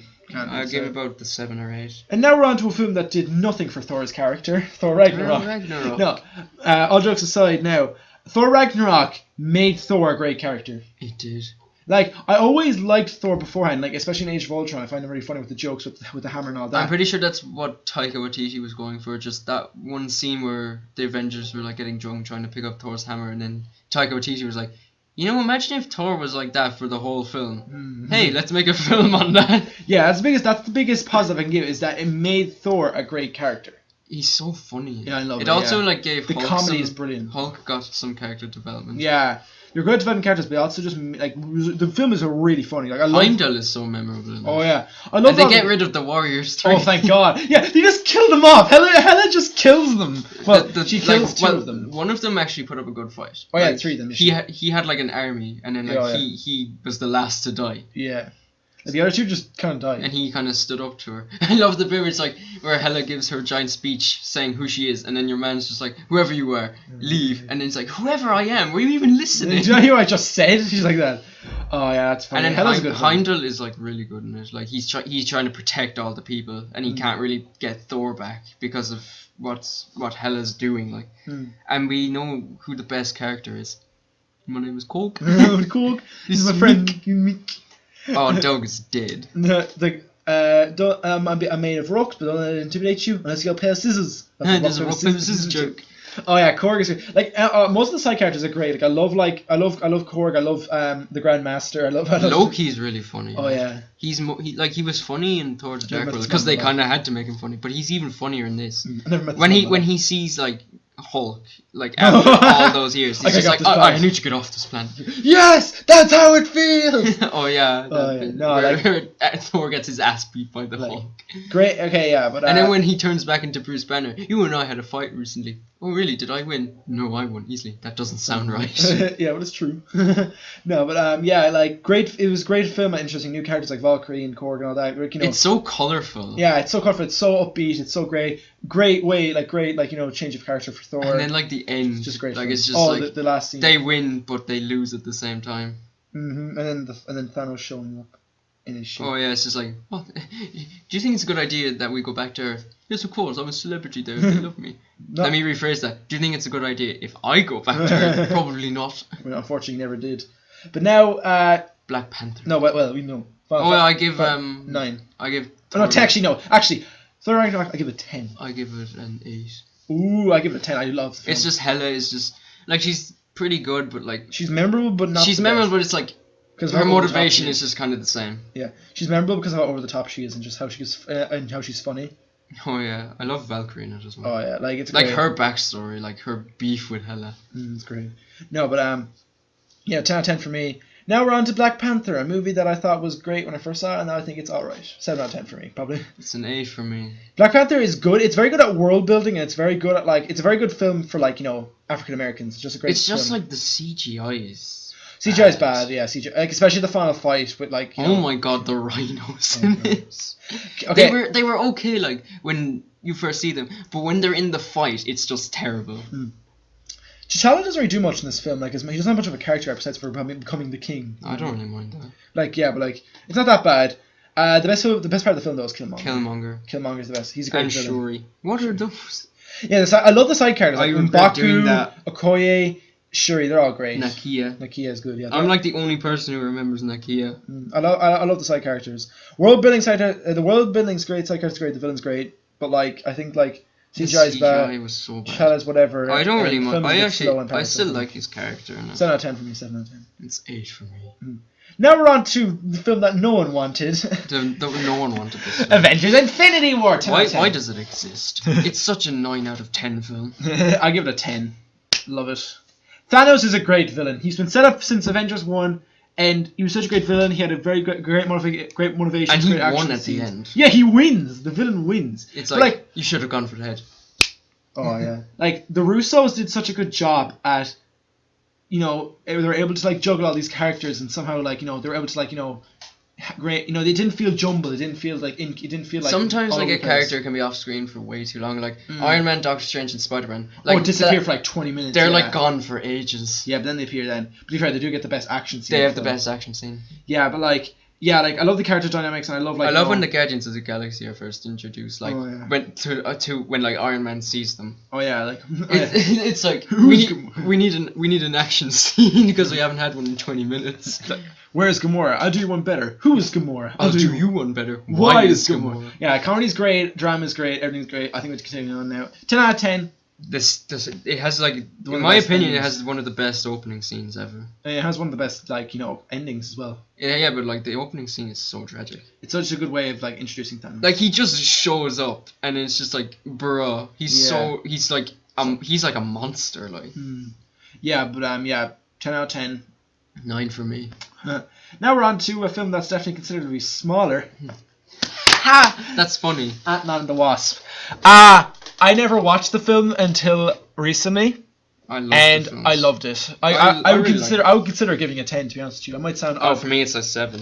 For me, I'll give it a 10. I just love the film. I just find it so much fun. Characters are great. I love the villains are great. I love when Hope gets her suit. It's shut the fuck. I love when Hope gets her suit. It's amazing. Yeah, well, and then Scott. I love the bit where it's Scott, please tell me you destroyed your suit. Yeah, I did. How could you destroy my suit? That was my life's work. And then later on in the film, I didn't. I didn't actually destroy the suit. Why didn't you destroy the suit? It was your life's work. I mailed it to Louise. You sent it through the mail. And I also love when Janet comes back. Oh yeah. Yeah, it's great. I think it's a great film, great time. It's just a great. Louise is also very funny. Oh, the scene with him is great. His storytelling is great. I love how everything goes well for them at the end, where their career finally goes up. Where it's everyone's great until the post-credit scene. Everything I love. It's so dark. It's just oh yeah, we're all happy. The post-credit scene. So dark. Damn. Yeah, 10 out of 10 for me, 7 out of 10 for you. Now we're on to the last film before Endgame. Captain Marvel. How many of those I I don't know why, but for some reason Marvel loves to have the most odd films before a big one. Like, no offense, but Black Panther is such an odd film to have before Infinity War, and so would Captain Marvel. You know what I mean? I feel like Captain Marvel. I know, it's like Thor Ragnarok should have been the one before Infinity War, and then like Ant-Man the Wasp should have been the one before Endgame. Yeah, like Captain Marvel. It's a 7 out of 10 for me. If you ignore the Brie Larson controversy, I never paid attention to it in the first place. Captain Marvel is boring at sometimes. Like she only has a feisty attitude, and she's funny, but she doesn't really develop. You know what I mean? She just the only thing the only development really is that the Kree's bad. It's all the side characters who are boring, except for Nick Fury. And Callus, the Skrull leader. Is that his name? Yeah. I forgot what his name was. I found him really funny, especially when he was drinking like the soda. That Pulp Fiction reference. It was the one with where Nick Fury was in the car with Coulson as well. Oh yeah. Like the best part of the film is Nick Fury. Young Nick Fury is just the best part of the film. But that bit at the end, how he loses his eye. Oh, that's stupid. I hate that. It's somewhat funny, but like no, it shouldn't have happened. But like, when I heard everything was like, oh well, there's this really bad part of the film. I guess it's canon now. You just know automatically Nick Fury's gonna lose his eye in the dumbest way possible, and it's because the cat goose scratched it. Yeah, but 7 out of 10. All right. CGI is Oh yeah. And the side characters like all the Kree are just forgettable. Okay. But now we're finally on to Endgame after talking about other movies for an hour. That's pretty good. Yeah, if you want to skip to this, it's an hour and 10 minutes. Yeah, we're an hour and 10 minutes. Yeah, but anyways, what were your predictions going into Endgame? None. I don't predict movies. I'm just like, okay. What was annoying for me is that like there were a load of theories going around online, and I saw a couple, but I didn't want to believe them. Some of them were false anyway, so I was okay with it. Like, I don't remember some of them. I think it was like the thing with Ant-Man in the Quantum Realm. Some of that was false, like the theories were wrong. Oh yeah, it was like the thing like where everyone went when they snapped, they just died. They were dead. They didn't go into the Soul Stone. Oh yeah, I remember that. I remember theories about that. I saw the theory of Cap picking up Mjolnir, and I was like when I saw that theory, I was like, okay, I'm never watching anything to do with Endgame again. Yeah, I didn't have too many theories. Like one of the only theories I really had was that the film would start with Scott being in the Quantum Realm. We both thought that, and we were both wrong. Yeah, I didn't get to say hot damn in the cinema. Hot damn. Remember I made that bet? I was just like, oh no, you weren't there actually. I think I just told you. Yeah, you told me. Yeah, but should have said Hawkeye. That bit at the start though is just so dark. It's so mean. Yeah, like the film basically opens up with Hawkeye with his family, and like it's they're gonna have a picnic. Yeah, and then like, he like turns around and they're gone. Yeah, it's like who puts mayo on a hot dog? Your brothers. Like it's a very like nice scene because like they're all happy and like she's like and he like turns around, everyone's gone, and it's just like bro. Yeah, like he's like teaching archery with his daughter, and then when she's going to get the arrows, he turns around and she's gone. And there's just dust. Oh my god, yeah, and then he turns around, they're all gone. That's such a dark scene. I love the and he's under house arrest still. Like, yeah, it's like okay, he can't like he can't like just be like, yo, Cap, what? You already know, but like he probably like ran off. I'd say he just took it off himself. I'd say like when his time was up, like it was probably close to his time because like I think like Ant-Man got a shorter sentence than him because he wasn't close with Captain America. Yeah. Well, I'd say, but like maybe Hawkeye's sentence was probably nearly up, and he probably had to take it off himself because like the FBI probably never came to his house. Yeah, because they're probably half gone. Half of them were gone. The rest were like panicking. Yeah, but like yeah, it's a very dark scene. I love the lack of like barely any score when like they all disappear. It's just honey, babe, where is everyone? Boys, yeah. Oh, I also love the like when it shows like the intro with like the characters. Everyone who's like died is gone. Oh yeah, just like Black Panther's gone, the Guardians of the Galaxy. You feel empty. Doctor Strange is gone, Scarlet Witch is gone. Ant-Man was gone because he was in the Quantum Realm, but everyone thought he was dead. So like it feels empty, but appropriately empty. But like I thought it was really clever. Yeah, but then after that, then it cuts to it cuts to Tony and Nebula, and it's just like, hey Miss paper Potts, football. Hey Miss Potts, I think I might die. It's just like, oh no, not you. Oh god, yeah. The opening's already dark. Yeah, it's a sad scene, but it's also good. It's like when I drift off, I'll think of you. Like that. That's because it's always you. It's a nice scene, but like it's dark, but it's also funny. Like because like not obviously that scene's not funny, but like the scene where like I love the bit though when like it's obviously it's a small scene, but the paper football scene is nice because It's funny. He's bonding with Nebula. Yeah, he's bonding with Nebula, but it's also a good scene for Nebula because Nebula has never been used to having a fair game. She's always been like, there's always been a twist. There's always been like, oh yeah, you won, but I'm still gonna do shit to you. And then Tony was like, Thanos, you won. Fair game, shake hands. Yeah, he shook her hand. Yeah, like Thanos. Because Tony's kind of fair. Yeah, but if it was like Thanos, he probably would like chop off her hand or something, replace it. It's like, oh, you beat me in this game of paper football. You're gonna get your feet chopped off now. Yeah, but like it's a nice scene, and she's even like surprised her. She's like shakes. She's like, yeah, I know, because she's not used to it. Yeah, she's not used to a fair game. And he's like, did you have fun? And she's like, yes. Oh, yeah, love. Yeah, like Nebula is so good in Endgame. I love her character. They develop her so much. Well, we'll talk more about her later on, but she's so good. You know what I mean? What did you like? How did you feel when it was Captain Marvel who rescued Tony Stark and Nebula? I didn't really mind it. I had a theory that it was gonna be her or Pepper Potts. So like. Because like she's rescue. Yeah, rescue. I was okay. It felt a bit Deus Ex Machina at first, but it's like who really cares, you know what I mean? I didn't really care that it was Captain Marvel. Like at least it gave her something to do. Yeah, because she's not in this one that much. But like, I actually like everyone's saying she's too OP in this film. I don't really mind that. But like, you know, I think I don't really mind that she's powerful. I just don't like I don't like the lack of an explanation. It's kind of like, oh, she's powerful. What is her powers? How is she? You know what I mean? They don't really explain her powers. But like, she had like what? 20 years to develop them. No, but like wait, it's 30 years now. I kind of wish like the movie kind of explained properly what her powers were. You know what I mean? But like, I do love like the scene where like when they get back to like Avengers HQ and it's like, oh, everyone's there like to comfort Tony, and then like, I lost the kid. And then like when Rocket sees Nebula but no one else, they just hold hands. Like they sit beside each other and hold hands and they comfort each other. They don't say anything to each other. It's such a nice moment. Yeah, it's very good. I like the scene, like, you know, when Tony and Steve finally reunite and he goes, I lost the kid, and it's like we all lost. We all lost, yeah. It's like, damn. And then like, you know, he's so like sad and all that, like I find it so depressing when like he's like saying like when like Steve was like, oh yeah, did you get any intel? And he's like, no, I did not, Roger. Like, he's pissed off. Yeah. Because like no one collapses. He can't, like, no one was really there for him. Yeah, he says we'll we said we'd do that together. Yeah. And where were you? Yeah, it's like, oh, yeah, like it's just like I know, it's just such like, you know, a depressing scene.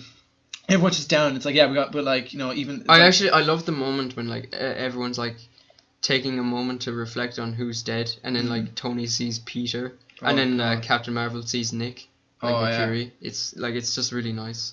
Yeah, and then like they said, let's go and kill this son of a bitch. And then Thor kills him at the start. Oh yeah, Thor. No, but like yeah, it cuts basically. They said let's go kill the son of a bitch, and they find him on this other planet, and he's literally farming. Like he's not even like he's not even like trying to fight anymore. He's retired. Like I feel so bad for him. Yeah, and then out of nowhere. It's like when you're at school, and then there's like you know, like the kid who's always keeping to himself is like studying or something, and then the bullies come and then they just like beat the crap out of him. It just reminds me of that, and I'm like, Jesus, lads, he's retired. Can you not just take the gauntlet off him? Yeah, the only difference is that the bully kid is actually a psychopath that killed half the universe. No, like it's like but I know. I felt so bad for him. It just reminded me of just like, out of nowhere, like just Captain Marvel just blasts him and starts choking him, and then they chop off his arm and restrain him and all that. And then the stones are gone. Like Rocket's reaction to it is just like, oh my god, I'm not getting my family back. Yeah, like they're all like all the stones are destroyed, and Thanos is like, I reduced them to atoms, they're gone. And then Thor fucking chops off his head. He's just so pissed. And he's like, and they're like, what you do? I aim for the head. And he's just like he goes into like such a dark place after that. I aim for the head. Oh, it's a funny line, but goddamn. Yeah, and then boom, 5-year time jump. Yeah, I know, like that was like, oh my god. 5-year time. Yeah, and everyone, it's like it shows like the world after the snap. Well, it shows like New York, and you're like, damn. And like everyone's dealing with it differently. Like, you know, Cap is like a support group trying to like help people move on. Like Joe Russo is gay in it. Oh yeah, Joe Russo. Even though it's his daughter, even though his daughter is in it. Yeah, I think his biological daughter. Doesn't his daughter play one of Hawkeye's kids? Yeah, she was the daughter. Yeah. Yeah, but yeah, and then it's like, damn, like it's just so dark and depressing. And then like, you know, Nat has like her own makeshift Avengers with like the people that like, you know, survived the snap. Oh yeah. With like Okoye, Rocket, Captain Marvel, Rhodey, Nebula. And then Tony is retired. Yeah. With his family. Oh, Morgan Stark, the kid. Oh, that was such a nice scene where like when she's in the tent with like, you know, the Iron Man helmet. Oh yeah. It's like, don't touch my stuff. The rescue helmet. Oh yeah. That's like, oh, it's such a nice scene. Mommy never wears anything I buy her anyway. Oh yeah, not for now anyway. Oh, like I love the kid actor that like played Morgan. She's so good. I love you 3000. No, but like, bruh. Oh no, like it's such a like Tony has a family now, and it's just like damn. It's like in a way, like it's kind of like weird how like Thanos took away half the universe, but he still had everything. Yeah, but he had everything but Peter. Yeah, it's like damn, like. In a way, like, he kind of gave him... In a way, Thanos gave him his life, if you know what I mean. He gave him, like, the life, but he took something out of it. Yeah, like, Peter was kind of like that thing that kind of made him like, no, I can't leave everyone go. You know, I can't let everyone die. Knowing that he could do something about it.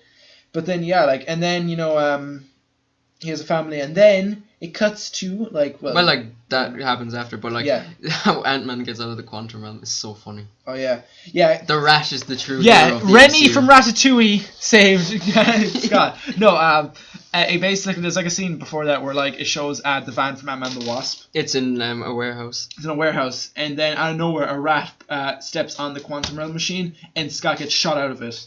Like, the security guard. He just looks at the camera, and Scott's just in there. I also, like, I love, like, Scott's reaction when he's walking around San Francisco.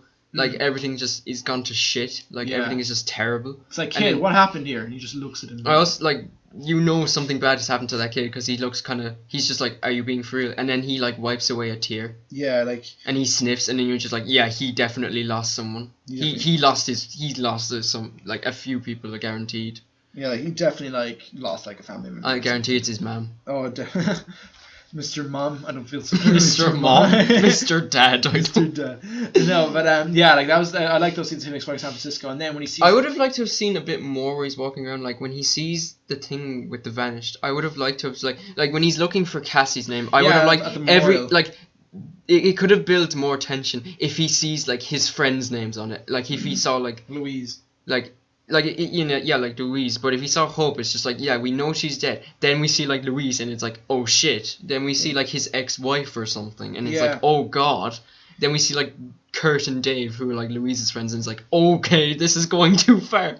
And then he sees his own name, and then he runs to the house. Oh yeah, that scene where Cassie sees Scott, and she's 15, and he's like, oh my god. Yeah, like that part made me like cry. Like it didn't make that made me tear up. I didn't cry, but I wanted. It's one of the scenes in the movie that made me just want to cry. It's such a great scene. I kind of wanted to see more of him like wandering around San Francisco though, because like I was kind of I was hyping up for like the Cassie scene was really good, but I'd like to have seen like at least like Louise's name or even Hope's name on the memorial board, because then it would have just added more tension like when Scott is looking for her.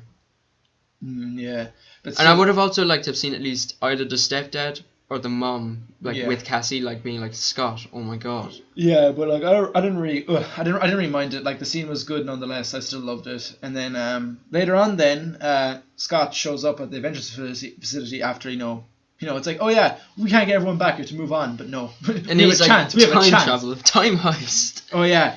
Scott shows up at the Avengers facility. And he's like, yeah, we can go back in time with the quantum realm and get and like save everyone.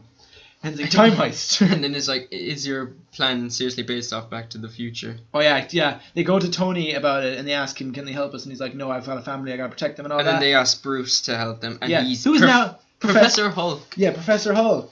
What do you Hulk think? Hulk dab. Green. What do you think of Professor Hulk? That was just a funny moment, but also like I'm glad that Bruce Banner was able to turn back into the Hulk, so he's more useful now. He doesn't have to go around in Hulkbuster armor. Yeah. Yeah, like I think I only realized this today when I rewatched Endgame for the third time in a row. Not in a row, but like in the same 2 weeks. That the boy on the left looks, I think he's the kid from the Winter Soldier who recognizes Captain America in that museum. He looks so like him. Oh yeah, I think I know what you're on about actually. Yeah, maybe. He survived! Thank God. Thank God. The kid from the Winter Soldier and the rat survived the snap. Oh God. Remy survived. Yeah, Remy. No, but the rat fucking survived. Yeah, Professor Hulk.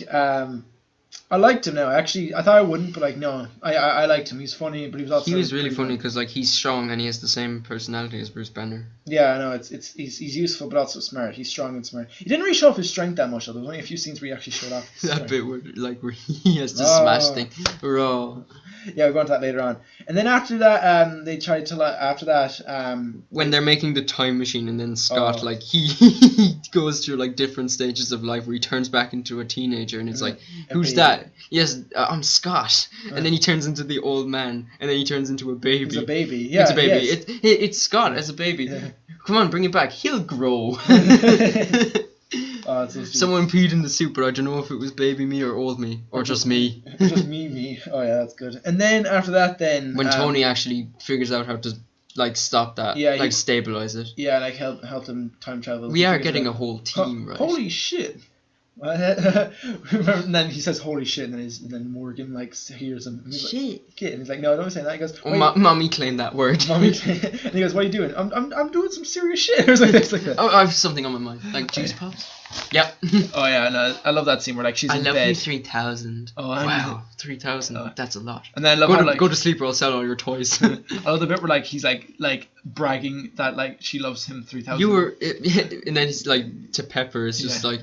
You were into the 600 to 900 range. And he's like, yeah, and he's like, I figured out time travel. And he's like, I can stop. And she's like, no, how could you sleep knowing you could have? And he's like, no. So then he helps them out, and then he decided. And then when he says, "Are we getting a whole team?" And then like when they're getting the team ready, Ant-Man meets Nebula and Rocket for the first time, and he's really confused about it. Oh yeah, when like everyone gets together, it's like they get Nebula and Rocket, and then War Machine shows up. What's up, regular size man? Oh yeah, and he drops his. I like that moment with Bruce Banner. He gives him the taco. It's like funny. He's just really nice. Mm-hmm. And then like when we meet Thor again after. Oh yeah, he gained a few pounds. He also likes Fortnite. Yeah, they meet Thor in New Asgard. We finally and Valkyrie, Korg, and Meek survived. Yeah. Yes. Yeah, they're in New Asgard now in Norway. Because that's where Odin died. Yeah, and Thor is now overweight because he became an alcoholic. And an alcoholic. Yeah, an alcoholic. And he lives with Korg and Meek, and they play Fortnite. And Valkyrie is kind of really the one running things around. Yeah. Like they're kind of the Asgardians kind of live with the humans now. They're just a mix of them. Like they get along with each other, and they own like a fishing port. Yeah. I liked it. It wasn't sure that much, but it was cool. But like, what do you think of Fat Thor? Did you like him? Yes. Like his character. Like he was funny, but also as well, I liked how like everyone. I know it fat shames a little bit, but like they kind of get over it really quickly. It's mostly Rocket who does it, but then he kind of just stops. Yeah, no, everyone deals with depression differently, and obviously he resorted to alcoholism. But like, I think that like the movie like mostly does it well, showing him like he's like a loser first, and he's like all depressed and stuff. But the best character in Endgame is Noob Master 69. Oh yeah, the guy that like kills or the 10-year-old trash talker on Fortnite. And trash talks Korg. So he called me a dickhead again. Hey, Noob Master 69. If you don't get off this game right now, I'll fly over to your house and I will rip your arms off and shove them up your butt. That's right. Go cry to your father. Here you go, Korg. If he ever bothers you again, let me know. Thanks, Thor. Yeah, but like I love that scene. I love when like Meek is just on the couch and he's missing all his robotic limbs, so he's just a little sludge. Oh, sorry, excuse me. Yeah, but then they recruit him via alcohol.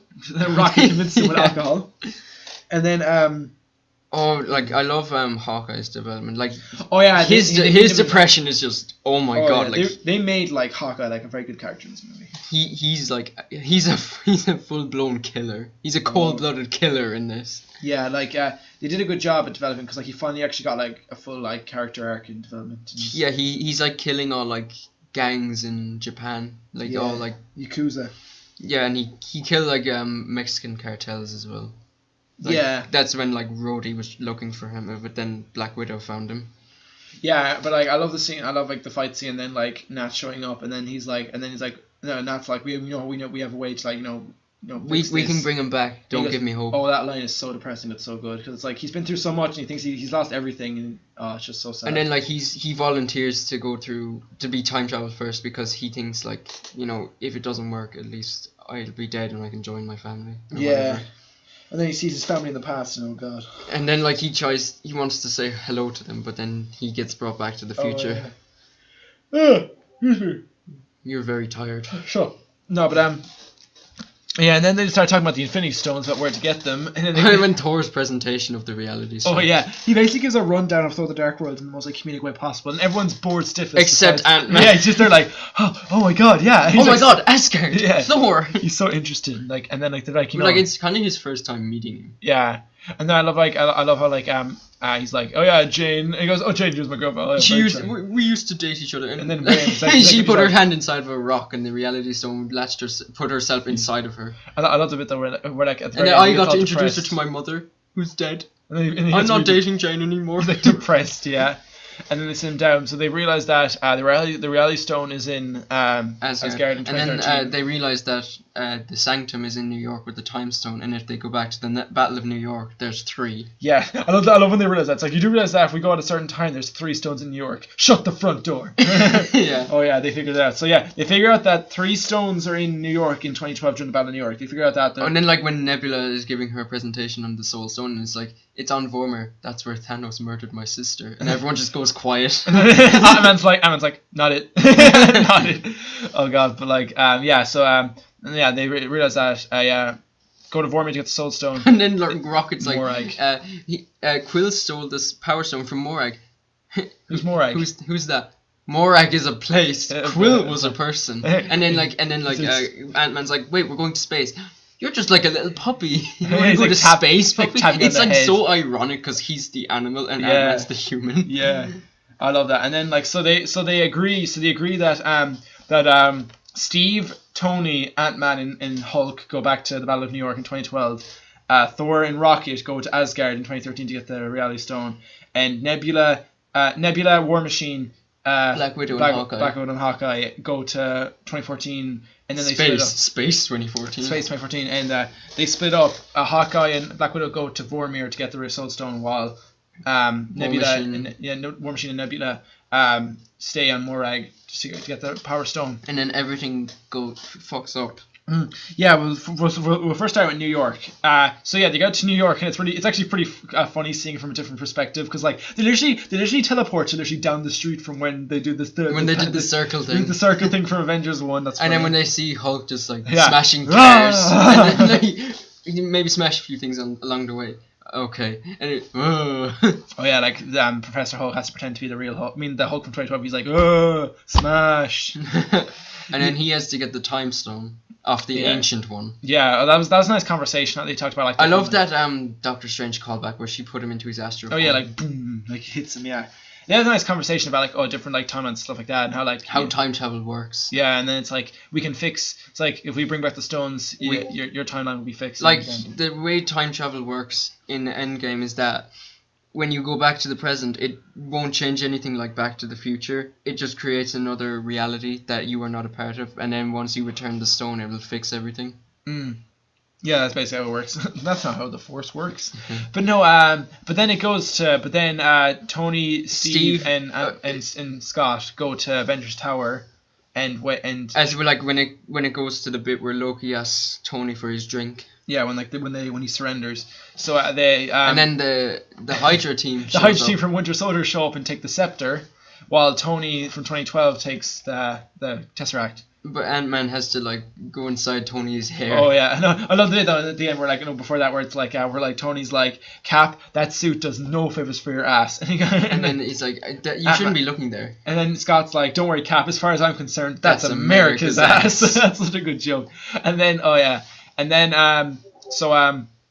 Tony flicks Ant-Man onto 2012 Tony so that he can like he can break the like kind of give him a mild cardiac arrest. Give him a cardiac arrest. So they could take the Tesseract. Before I love how they meet the secretary. Oh yeah, Robert Redford's character. Alexander Pierce. Yeah, Alexander Pierce. Yeah. Like there was so much Winter Soldier shit in it. I was so happy. Yeah, and then like so Scott gives Tony 2012 Tony a mild cardiac arrest. 2012 Thor fixes him with that he's like, oh, I got to do it. But before that, Steve Scott Steve goes into the elevator with Rumlow and the Hydra team. Hydra team from Winter Soldier, and then they played the same music that added to the tension in that film. And they direct the scene the same way they did the elevator fight from Winter Soldier. With the guy with like his hand on the gun. Yeah, and it looks like that fight's about to start. And then it's just like Cap Rumlow. I love that bit so much. Oh yeah, and then I love the bit where it's just like I better call the director. That won't be necessary. Hail Hydra. Hail Hydra. And he walks out with the scepter. He's like smile like I outsmarted them. He just says Hail Hydra because he knows they're Hydra, but they don't know that. But then when President Tony, when he gets the Tesseract off his 2012 counterpart, 2012 Hulk comes out of the staircase. Stairs! Hulk hates stairs! Knocks the Tesseract out of his hand. It lands at Loki's feet, and Loki just grabs away. It goes away. We don't know what happened to him. Yeah, so, does that mean that Loki's alive now? Well, that version of it. That version of Loki's alive. That could be, like, that where, like, they make the TV series about him. Yeah, the Disney Plus thing. I don't know what the hell that's going to be about, but... It's either prequel leading up to, like, him being a villain, or it's when he leaves, like, that 2012 version. Yeah, but, then later on and then when and then Cap, when he's walking out the building, he comes across his 2012 counterpart in the 2012 and Captain they have America. A fight. Yeah, 2012 Captain America thinks that he's Loki in disguise, so they have a fight. And another bit, it's like 2012 Cap is like, I can do this all day, and he's like, President Cap's I know. I love that. It's so funny. I also love when 2012 Captain America has You said I love a lot. It's great. I like the movie. I love the movie. Yeah, but when Cap, like 2012 Cap, has President Cap like in the headlock like he did with Bucky in the Winter Soldier, President Cap says Bucky is alive and distracts him, and then grabs the scepter and like, uses it to knock him out. Oh, that's funny, yeah. And he's like, that is America's ass. But then when he comes across Tony and Ant-Man, he finds out that they lost the Tesseract and they have to go back to 1970 together. Because they can get the Tesseract from there, and they also can get more Pym particles to go back in time. I mean, go back to the present. But before that, it cuts to Thor and Rocket on Asgard 2013. And Thor has a panic attack. Oh yeah, Thor has a panic attack and because he doesn't want to. He's too scared to talk to Jane. Yeah. And then Rocket's saying, "You think you're the only one who lost people? I lost my whole my only family. Quill, Groot, Drax, the chick with the antenna." The chick with the antenna. I love that. That's so funny. And then he says that and then he's like, oh, I can do this, but then he runs away anyway. But then they brought back Natalie Portman for one scene. Yeah, but it was consistent. Yeah, what was I?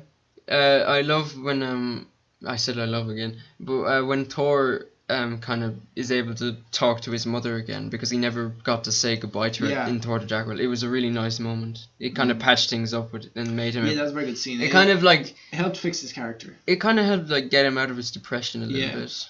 And the bit was like, wait. And he gets Mjolnir again. He grabs Mjolnir. He finds out he's still worthy. Oh yeah, and then and also people, I don't know if people realize, but it's kind of funny how to think that Rocket stuck a thing in Jane's he got a syringe and just took the reality stone out of her. Yeah, and then and then all the guards say stop that rabbit, which is a good reference to Infinity War. I love how in Thor: The Dark World they make such a big fuss about getting the reality stone out of Jane, but he just does it by sticking a thing in her. He does it in 5 seconds. Yeah, the entire half of the plot of Thor: The Dark World is getting the ether out of Jane. Malekith had to it took him ages and then Rocket's boom, sticks it in her and gone. And then so they get out of there, and then it cuts to Morag 2014, and it recreates the scene where Quill is dancing to Come and Get Your Love. Come and Get Your Love, yeah.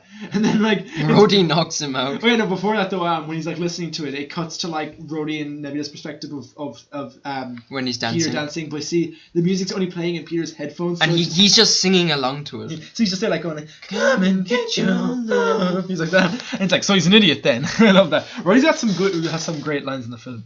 I love it. I love how they were able to steal the key off Peter, but they couldn't get the magnetic yoke that he uses to get the Power Stone out. Yeah, they probably didn't think of it. Yeah, it's how they just knock out Peter. That's funny. And then they take it's we're in the temple of the Power Stone. There could be booby traps. And then Nebula just walks in. Yeah. Nothing happens. And they were able to relate to each other. Yeah. They're both you know, the Nebula has a robotic arm and Rhodey has robotic legs. Well, no, he has things to help him. Well, like yeah, and it's like she's like you know, and I wasn't always like this, and he goes, yeah, me neither, but like I used to be Terrence Howard. Yeah, it's a very nice scene because like they don't really relate because they both like, you know, have lost like, you know, part of themselves. You know what I mean? Literally a part of themselves. But like no, they actually weirdly work well together. I like it.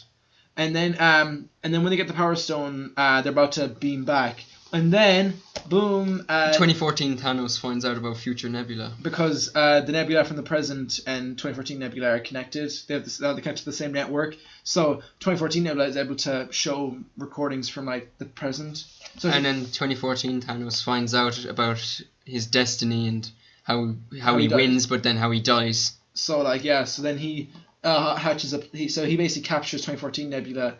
And present Nebula and swaps them around so that 2014 Nebula goes back to the present and basically brings him to the present as well. And then that scene with Black Widow and Hawkeye and so basically Black Widow and Hawkeye go to Vormir, and then Red Skull shows up and basically says that it's the same conversation he had with Thanos. A soul for a soul. So they're like debating like who should like die. And but they both Hawkeye wants to sacrifice himself, but Black Widow wants to sacrifice herself, and they have a fight over who should do it. Yeah. Like it's at first you're a bit confused. Like I was a bit confused. I wasn't. I was like, wait, they're trying to kill each other. No, I immediately knew when when Black Widow said, I know who it's got to be. I knew she was talking about herself. Yeah. But then when Hawkeye said, me too, he was talking about himself. Yeah, I knew immediately. I knew that as well. But like when they started fighting, I was like, wait, why did they fight? And then I knew they were gonna. I knew he was pinning her down because he was gonna jump off. Mm. And then just that moment where they're hanging off the cliff, and then she says, "Let me go," and he says, "No," and then she just kicks off the wall and falls, and he just sees her and he's crying. She dies, and it's like, damn, that's one of. And then when he's holding the Soul Stone, it's just he's angry. He's so angry, and then when he comes back and Bruce says, "Where's Nat?" and he just looks at him like. Oh yeah. They just know. Yeah, it's so sad. But before that though, we kind of went on a bit. Tony and Steve had to go back to 1970. Which cue Stan Lee cameo. The last Stan Lee cameo is like him in a car with the nice part saying "Enough said," which is a nice quote from him. And then he goes, and then the last thing he ever says is, "Make love, not war," which is a nice little line. But he says that to a random soldier at the facility. I liked the cameo. It was a good cameo, but it didn't feel like a final cameo. It was nice though. The one in Captain Marvel felt like a final cameo. Yeah, but besides that, was a good cameo. But then they're at the same.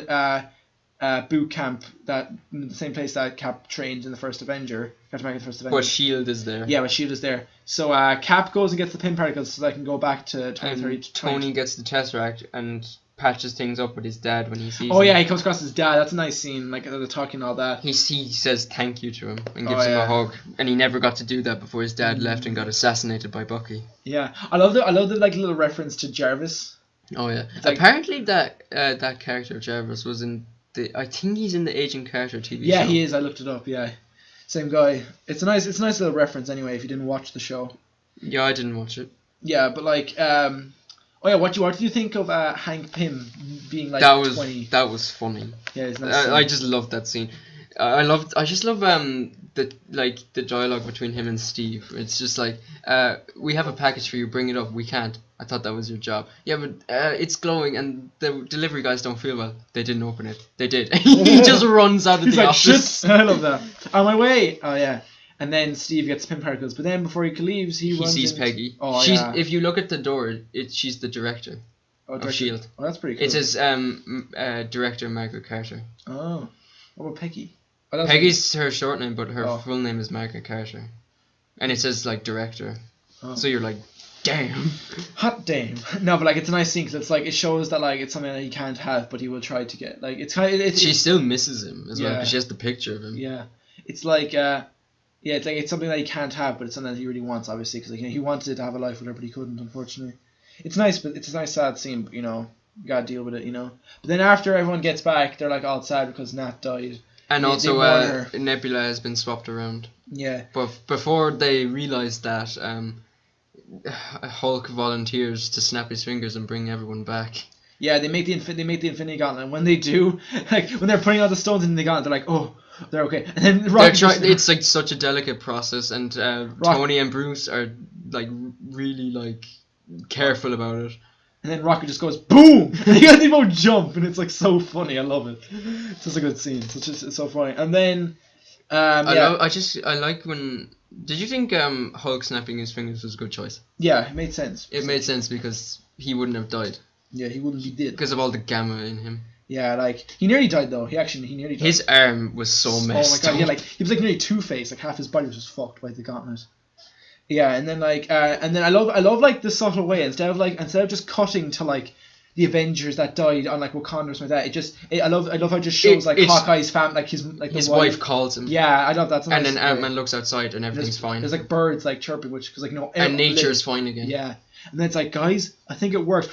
Boom! 2014 Thanos shows up. 2014 Thanos shows up because the 2014 Nebula brought him through the portal.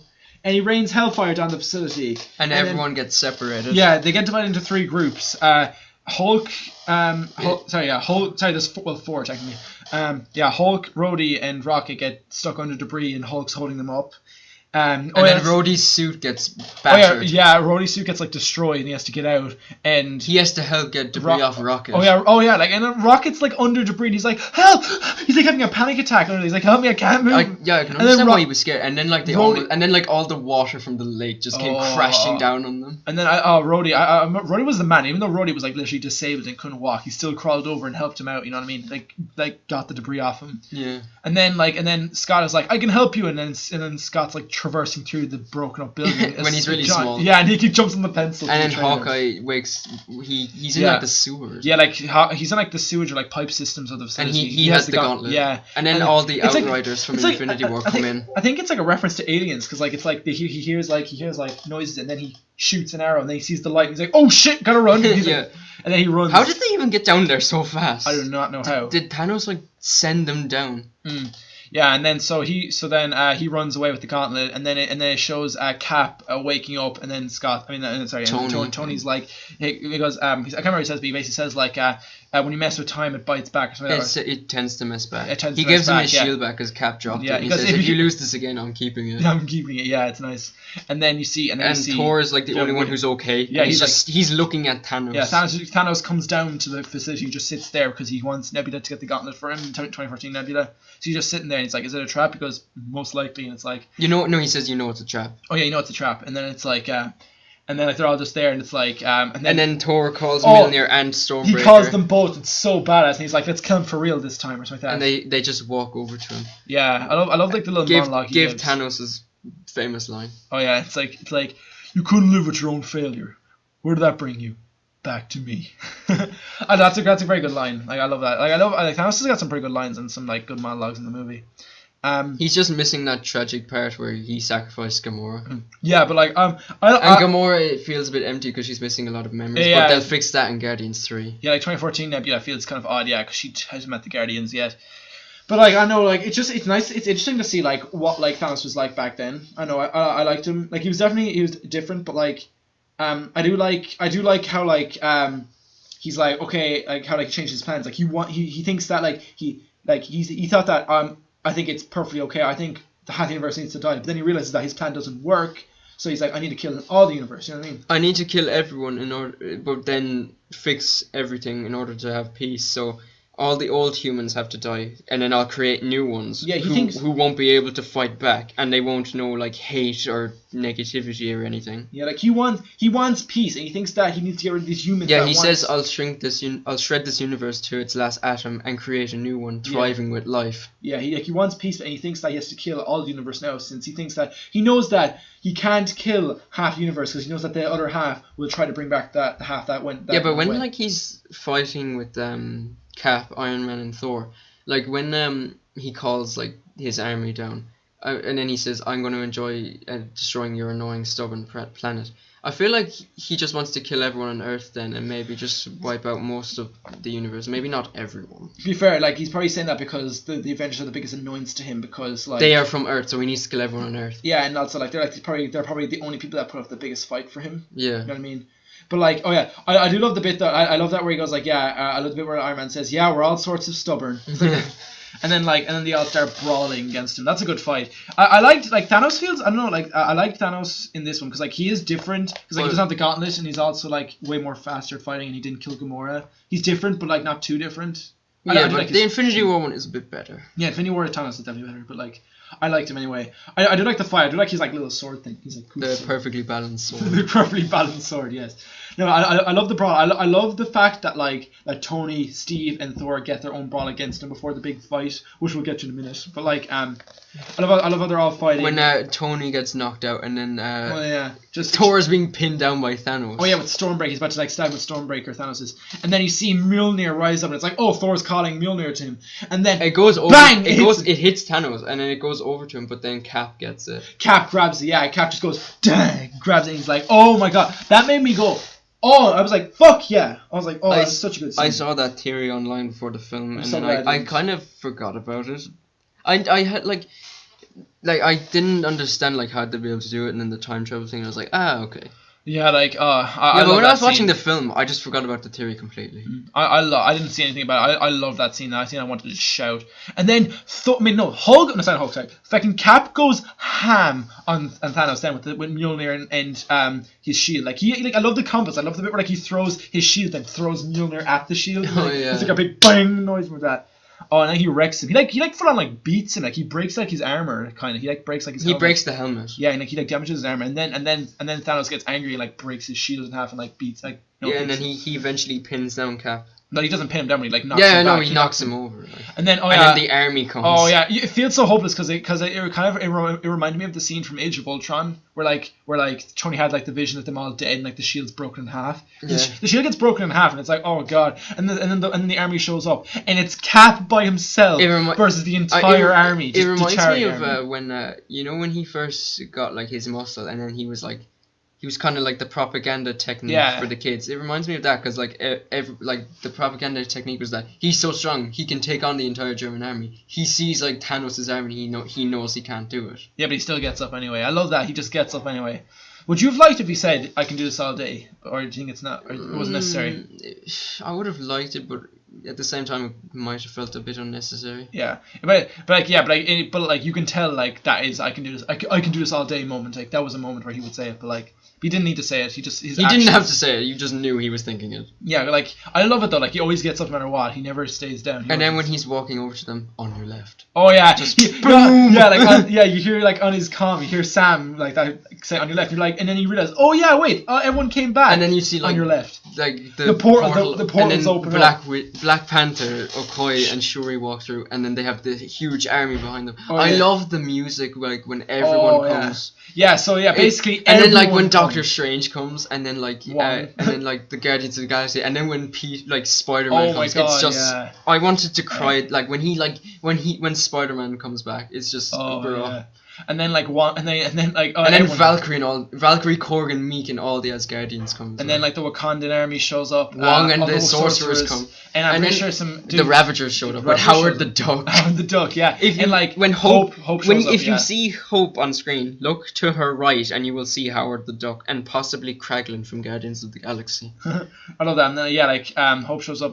Everyone shows up. That, and then Doctor Strange says to Wong, "Is that everyone? You wanted more?" And then Ant-Man becomes Giant Man. And then Hulk comes, and then Rhodey's wearing new armor, and Rocket has a gun. Oh, he's like standing on his shoulder, from the trailer. Oh, that's and then it's like, oh my god, the music that plays, and it's just like Avengers assemble. Oh, and they all charge. That is such a good scene. I cry. I just love the music for when everyone comes back. It fits so well. I don't know, the music makes me want to cry in this film. Oh yeah, I loved it. Just the score is so perfect. Oh yeah, I shed a tear when they all start charging, and oh my god, and then Thanos is like, oh shit, and he sends his army. And then he's like, oh, let's go, lads. Yeah, and then it's such a good scene. And then all characters, different characters team up with each other. I love the bit where Drax stabs the guy. Korg and Drax team up for a second. Yeah, I love the bit where Drax stabbing a guy in the back, then Korg just fucking whacks him in the back. Whacks him in the head. And then Ant-Man stands on him because he's Giant Man. No, it wasn't. Or was that a different one? It was a different guy. Yeah, I love the bit though where when Ant-Man just punch one hit KOs one of those big Jatari dragons. Yeah, and just one hit KOs it. Oh yeah, and then Ant-Man Scott And Valkyrie's steps on one of the children of Thanos. Oh, I think that was when. Oh yeah, that's because Tony and Peter were fighting him. Well, Tony wasn't, and Peter showed up. Yeah. And then he kind of held him back, and then Ant-Man stood on him. Oh yeah, and then I love the bit where like Tony hugs Peter. Oh, it's such a nice scene. Such a nice moment. He's like, oh yeah, we were in space. And then when I got all dusty, I woke up because it felt like I passed out. And then Doctor Strange is there, and he's like, "Come on, they need us. It's been 5 years." Yeah, and he's like, "What?" And then Tony just hugs him. He's like, "Oh, this is nice." And then Tony just doesn't say anything. Oh yeah, it's nice. Yeah. And then Peter's like, "This is nice." And it's like, "Oh, so nice." And like, oh yeah, like it's so much shit happens. Like, I love the fight. I love when Star-Lord sees Gamora, but it's not the same Gamora. Yeah. Oh yeah, we forgot to say. Oh yeah, back before everyone showed up, President Nebula like convinces like 2014 Nebula to team up and help them. Gamora, you mean? Oh yeah, 2014 Gamora to help defeat Thanos. That's because that was like. She still hated him. She still hated him because it's like a day before she meets Quill, so like she's planning on portraying him anyway. Yeah. But like and then 2014 Nebula gets killed by President Nebula, and then the reason that future like President Nebula doesn't die is because if you kill your past self, it doesn't affect you. It just affects reality. That reality. Affects that it reality. Just affects that reality. So like the Nebula is gone in a different reality. Yeah, which is a bit whatever. Which is a bit sad, but whatever.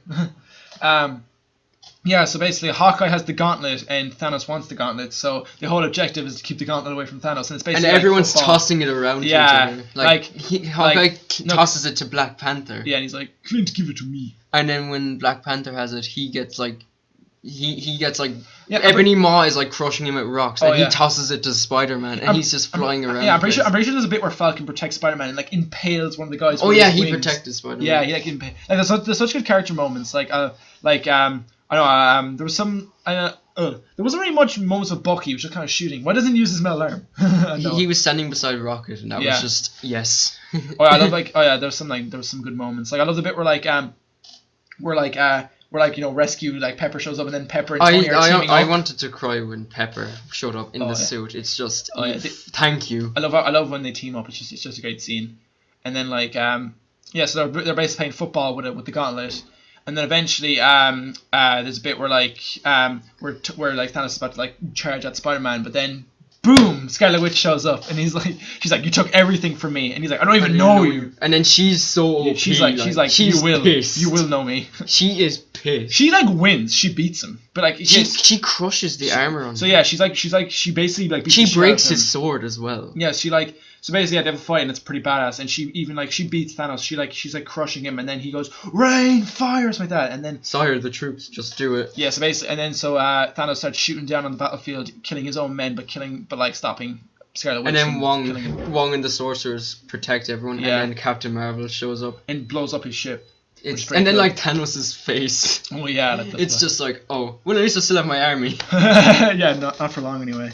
Yeah, but yeah, it's just like, and I love the I know we keep saying I love, but remember the scene where when like Cap and Thor were like fighting, and then Cap has Stormbreaker and Thor has Mjolnir, and it's wait, you can have the little one. Yeah, give me that. You have the little one. I love that.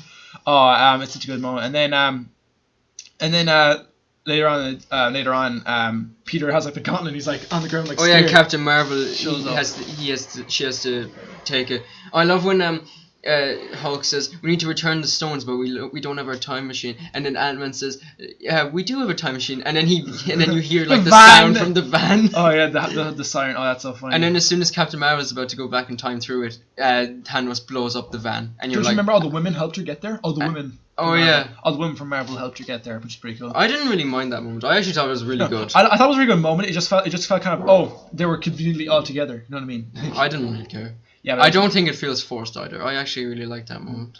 Yeah, but and then when she's about to get into the portal, Thanos blows it up, which is like great. This is when Louise shows up and he's like, "My van!" He kills Thanos. He gets so angry. Louise defeats Thanos. Yeah, but no, so Thanos, is like fighting off. He's fighting off Cap, Thor, and Captain Marvel and Iron Man. They're all like trying to like get him, stop him. And he keeps putting it on and off. Oh yeah, and he headbutts Captain Marvel, and nothing happens. Oh yeah, he basically incapacitates. Oh yeah, I feel so bad. Like Thor and like Cap are like trying to incapacitate him, and then fucking Thor gets hit away, and then Thor he punches fucking Thanos punches him in the head. I know, it's just It's like, damn, Jesus Christ. And then he puts on the gauntlet, and then Captain Marvel gets headbutted by him, and it doesn't affect her, and then she takes it off him though, I think. Yeah, she like temporarily takes it off him, I think, and then but then he uses the Power Stone. Oh, he still has it. He's just the Power Stone. Yeah, he's holding her finger. She's holding his fingers back so they can't snap.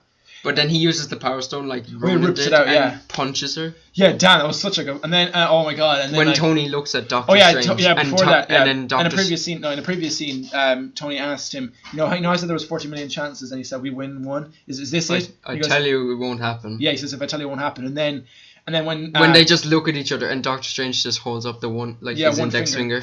Because Thanos puts on, and Tony immediately knows it's the one chance. Because Thanos puts on the Power Stone. He has all the 6 Infinity Stones, and then Tony looks at me. He's like, "This is the one moment." And I don't know if everyone caught this, but if you listen, the same music that played during the Battle of New York when he shot the nuke up through the portal, and sacrificed himself for humanity back then but survived, is the same music that plays when he goes up to Thanos and takes the stone. It's such a good moment. Yeah, and then basically he goes up to Thanos, has a bit of a tussle with him, and then Thanos hits him away, and he goes, "I am inevitable," and snaps his fingers. Nothing happens. He realizes he hasn't the stones. And Tony took the stones off him using his nanotech. Yeah, and he goes, "And I am Iron Man." And he snaps his fingers, and all the villains disappear. Yeah, it's such a good moment. Like he fucking snaps his fingers, and so badass.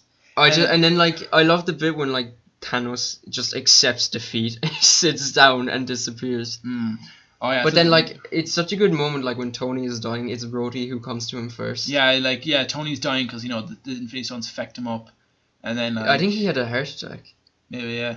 But Rhodey comes to him first. He's comforting him, and he doesn't say anything. He just puts his hand on his shoulder. It's such a nice moment. And then Peter is trying to comfort him. He's like, "Mr. Stark, we won." We won, Mr. Stark. Oh, it's so sad. And then Pepper comes and she says, "You can finally rest now." Oh yeah, she's like, "It's okay. We're gonna be okay. You can rest now." And then the arc reactor turns off. Oh, and then he dies. So sad. He tries to say a word. His last words are "Iron Man." I think he says. He tries to say Pepper. He says Pepper. He tries. He's like. Like blah, blah. Yeah, it's a very good death scene, and I love the writers. I gotta give props to the writers. They're very good. Like it wasn't cliche. Like, "Oh, I'm so sorry," or "I love you," or something. I love you more than anything. Yeah, but it's just you can finally rest. Yeah, and then she cries when the arc reactor turns off. But she tries to keep her cool, but she's like, crying like she's. And then the arc reactor turning off is just. And then oh my god, it's so sad. The Cap's face, Cap's in tears, oh god. Yeah, Cap and Thor are just so upset. Oh, yeah, it's like, god damn it. And then it cuts to his Tony's funeral, and everyone's there. It cuts to Tony's giving a speech that he recorded just in case he dies. And it shows everyone who had a family, so it shows Hawkeye reuniting with them. Yeah. Peter Parker's reuniting with Ned. It shows Black Panther's with Shuri and his mom, and then Ant-Man's with Hope and Cassie. Yeah, that's a nice scene, and yeah, that's a very good moment. And then when it shows Ant-Man, Hope, and Cassie, it says families will reunite, or else it's Black Panther. I'm not sure. It's one of them.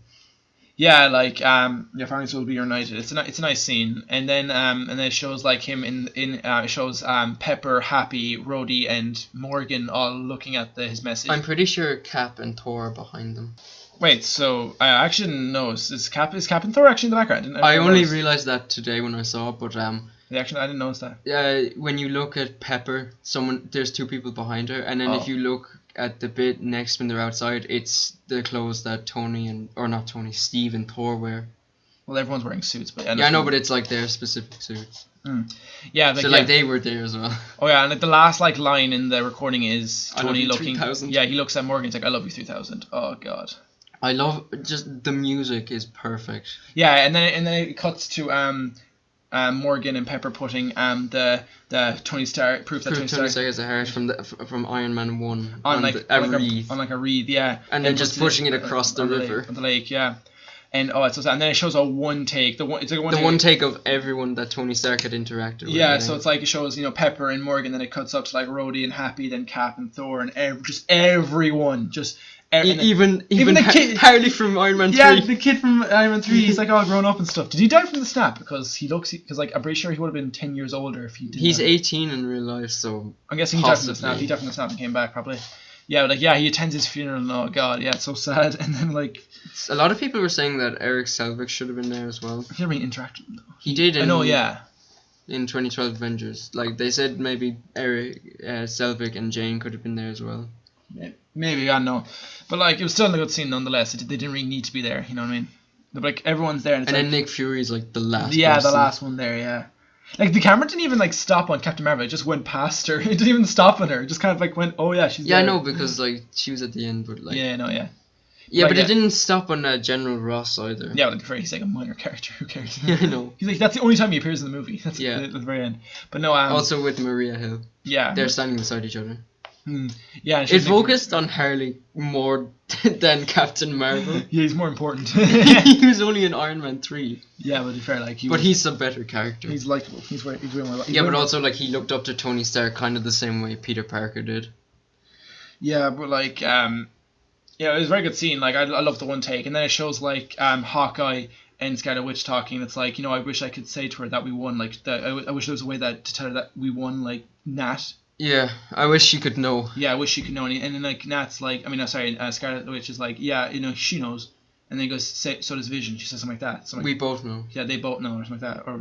And it's like a nice scene. They like hug. It's like a nice scene because they both lost so much. Yeah, it's like, but also like, it's kind of good because Hawkeye rescued Black Widow, which we'll probably see in the upcoming film of her origin. But like he was the one who convinced Scarlet Witch to be a hero. Yeah, I didn't realize this until like my second viewing, but like I realized that like that was like the first scene they've had since Civil War, because like they were actually very close. Yeah, like they had a pretty close relationship, so it was nice for them to like talk again, Because like damn, they had a pretty close relationship, man. It was a nice scene. And then like there was like was there any other scenes like at the funeral?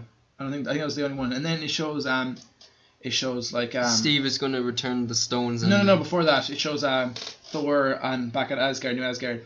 Oh yeah. With the Asgard, and Morgan likes cheeseburgers just like her dad. Oh yeah, Morgan. Oh yeah, she's like Happy's like, I'll give you as much cheeseburgers as you want, and like, oh, it's so nice. But like, does that mean that Happy has to look after her now? Probably, yeah. Like it's like a father figure. Yeah, I like the cheeseburger reference because it's a nice reference to Iron Man 1. It's nice. But do you know? Oh yeah. Did you notice that? I didn't actually realize that. Yeah, because when he gets back from he wants a cheeseburger. Yeah, nice. It's a nice reference to Iron Man 1.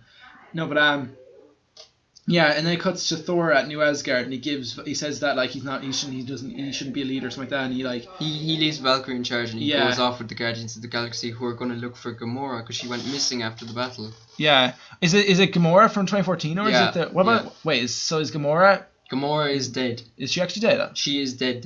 But wouldn't she come back though, since like the stones were taken? Oh, it's because Cap gave back the Soul Stone. Is that why? Oh, okay. So Cap gave back. Yeah, but like, shouldn't he have like gotten Black Widow back in return for that? Unless he wasn't able to, and he just had to leave the stone on the planet. Maybe it's a bit confusing. Yeah, because it's still because like the snap still happened, and the snap won. Because when he went back, because Gamora has to die, because if Gamora is not dead, that means that the snap wouldn't have happened. Yeah. Yeah. So she had to. Yeah. So 2014.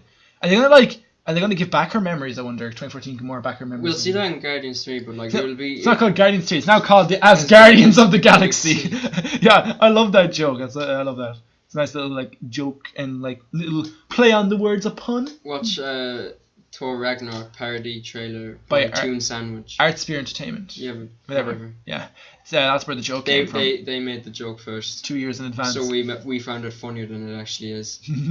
Yeah, and they have and then Thor and fucking Peter have their like little like fight again, where it's like, I'm in charge. No, I'm in charge. It's like. What I find funny is that like Peter is now skinnier than Thor. No, because you remember like everyone was calling Peter fat and he wasn't even that fat. Yeah. And they were like, oh my god, look at Thor's muscles, he's a man. And then it's just like, yeah, Peter's more of a man. He still has bigger arms than him though, like beefy arms. Like I think strong. Like Thor is still like a bit taller than him as well. Yeah, Thor is taller. Yeah, Thor is still strong. No, Thor is still strong, just he's overweight. Yeah. Yeah, but like so yeah, then Thor's gone with the Guardians. And Hawkeye is retired. He could come back though. I think he could come back in a TV series. Or not. There's a rumor going around that he's going to have his own TV series where he's going to train his daughter to be the next Hawkeye. I kind of hope he has one more movie. I feel like he should have one more movie. I don't know. I think Hulk is going to have one more movie. Well, he might have more. I know Thor's having more movies. Yeah, I think Thor and Hulk are going to be all right, and I feel like Hawkeye can come back. He's he's going to be in a TV series. That's rumored anyway. I hope he comes back for another movie. But anyways, yeah. And then it cuts to Sam, Bucky, Hulk, and Steve. They're saying like, we got to return the stones and Mjolnir, the hammer. Yeah, that's like such a good scene because like when like it references like the first Avenger where when Bucky says like, you know, he's saying goodbye. Steve says, "Don't do anything stupid while I'm gone." And then Bucky says, "Like, how can I? You're taking all the stupid with you." I love that like, line. It just loved like the parallel, like the reference, like the callback. You know? Yeah, it's very good. I love the relationship. And then so basically, they ask like, how long will he take? It's like for us it's like for him he can take as long as he needs. Well, for us it's only 5 seconds. And then after 5 seconds, Cap doesn't come back, and they think the time machine's broken. But then they see Steve as an old man sitting at the lake. Yeah. And he passes down the shield to Sam. Yes, he basically says that like, oh yeah, it's basically stated that he stayed back in the past and lived a life with Peggy. And what did you think of him giving it to Sam? Do you think I liked it because do you think it should have been Bucky or I know I like Bucky and but I feel like with I like Sam and I feel like with his Cap now he'll develop more as a character. That was my thought process as well. He'll definitely develop more as a character, and also I feel like Bucky is like kind of a better character than Sam. So like now that Sam is Captain America, he'll be a more iconic character. They can both develop anyway. But like also as well, like the world did think that like Bucky was a terrorist. So yeah. Well, yeah, but they kind of saw that at the start of Black Panther 2, or not Black Panther 2. Jesus, that's not out yet. We're in the future. It's shit. That's right. I'm from the future. No, but yeah. So he passed down the shield to him. And then Cap, Sam asks Cap, do you want to tell me about her? And he goes, "Oh yeah, because he shows her the wedding ring. He shows him his wedding ring. I said her. No, shows him the wedding ring. So, and the last shot of the movie is him back in the 50s or some 70s, where Steve finally gets his dance with Peggy, and they dance to the music that Nick Fury played in The Winter Soldier. Yeah, and the last shot is him kissing Peggy. And it's like and then the cut it just ends. And it's like, damn. You get to see the original 6. Oh yeah, the credits are so good. Yeah, the original 6 signatures are written down. It's so good. In the final, like, there's no post-credit scene, but if you stay to the very end, you hear the hammer. The hammer sound effect from Iron Man 1 when he's building the first Iron Man suit, Tony. Yeah, when he's molding the mask. Yeah. It's so nice. It's a nice moment. Yeah, and that is Endgame. That's our thoughts on the Infinity Saga. 2 hours. 2 hours and 11 minutes, damn. But what did you think of the multiple endings? Did you get like a lot of people were compared to Return of the King and how there's a lot of endings? Return of the King had more. Yeah, no, I think it's because I think the reason I think it's better. It definitely handles the endings better. Because it's all different characters. It's different, but also each as well. Of the different characters. But also as well in Return of the King they kept doing fade outs. Simply without the ending. This is just cuts. You know what I mean? Yeah. But yeah, but like there's also like so many characters in the MCU. They had to end it for like some of them. Well, like most of them anyway. Yeah. So what did you what would you overall think of the movie? It's brilliant. Like it definitely paid off in the end. Yeah. It's my favorite Marvel film anyway. I give it a 10 out of 10. Same. It's my favorite. Like if you feel like in the movie it kind of rewards you for like watching all these other Marvel films. It rewards you like, you know, it's good payoff, you know what I mean? Yeah. For all the people who are starting off with this film, why? Oh god, yeah, don't watch this film just by itself. But if you have at least seen the previous 3 Avengers, I will forgive you. But if you haven't seen any, I won't. What do you think? How do you think of it compared to Infinity War? Like, Infinity War had better action, I must say. But like the final fight of Endgame is just one of the best battles in cinematic history. The third act of the film is like the best in the MCU. Yeah, it's so good. Just in any like cinematic. Yeah, it's so great. And like I loved it. I was like, it was so emotional. Like I wanted to cry like when Tony died and like when the Avengers Assembled. I wanted to cry just like everything. Anything happened. Everything. Just when I hear any good music in a fitting moment, I just wanted to cry. Mm-hmm. So what do you think of the setups for future films? Like, what do you think? Well, Thor teamed up with the Guardians, so I'd like to see him in Guardians 3. As Guardians of the Galaxy. It's gonna be weird when like he sees like I'd love a scene in Guardians 3 when he sees Gamora again, and then like they're trying to get her to remember things even though she can't, and then Thor would say something stupid like, "Do you remember you massaged my muscles?" I feel like they're gonna do like a thing where like, you know how like Nebula from 2014 had the same memories as Nebula from 2023. Yeah. Like they might do something like that where like not obviously have the same memories, but they might do a thing where like they like refresh her memory, if you know what I mean, like do like a thing to like get her memory straight or something. Nebula could be important for that. Yeah, that might be something that can help. But Guardians of the Galaxy will also set up the cosmic side of the MCU. The fight's going to be way more bigger since Thor is part of the team. Yeah, I know. Yeah. I think in that giant suitcase or like bag that he brought, I bet you Stormbreaker's in that. But obviously, why wouldn't it? Tree. I can't wait for the adventures of Tree, Rabbit, and Fat Thor. And Pirate Angel.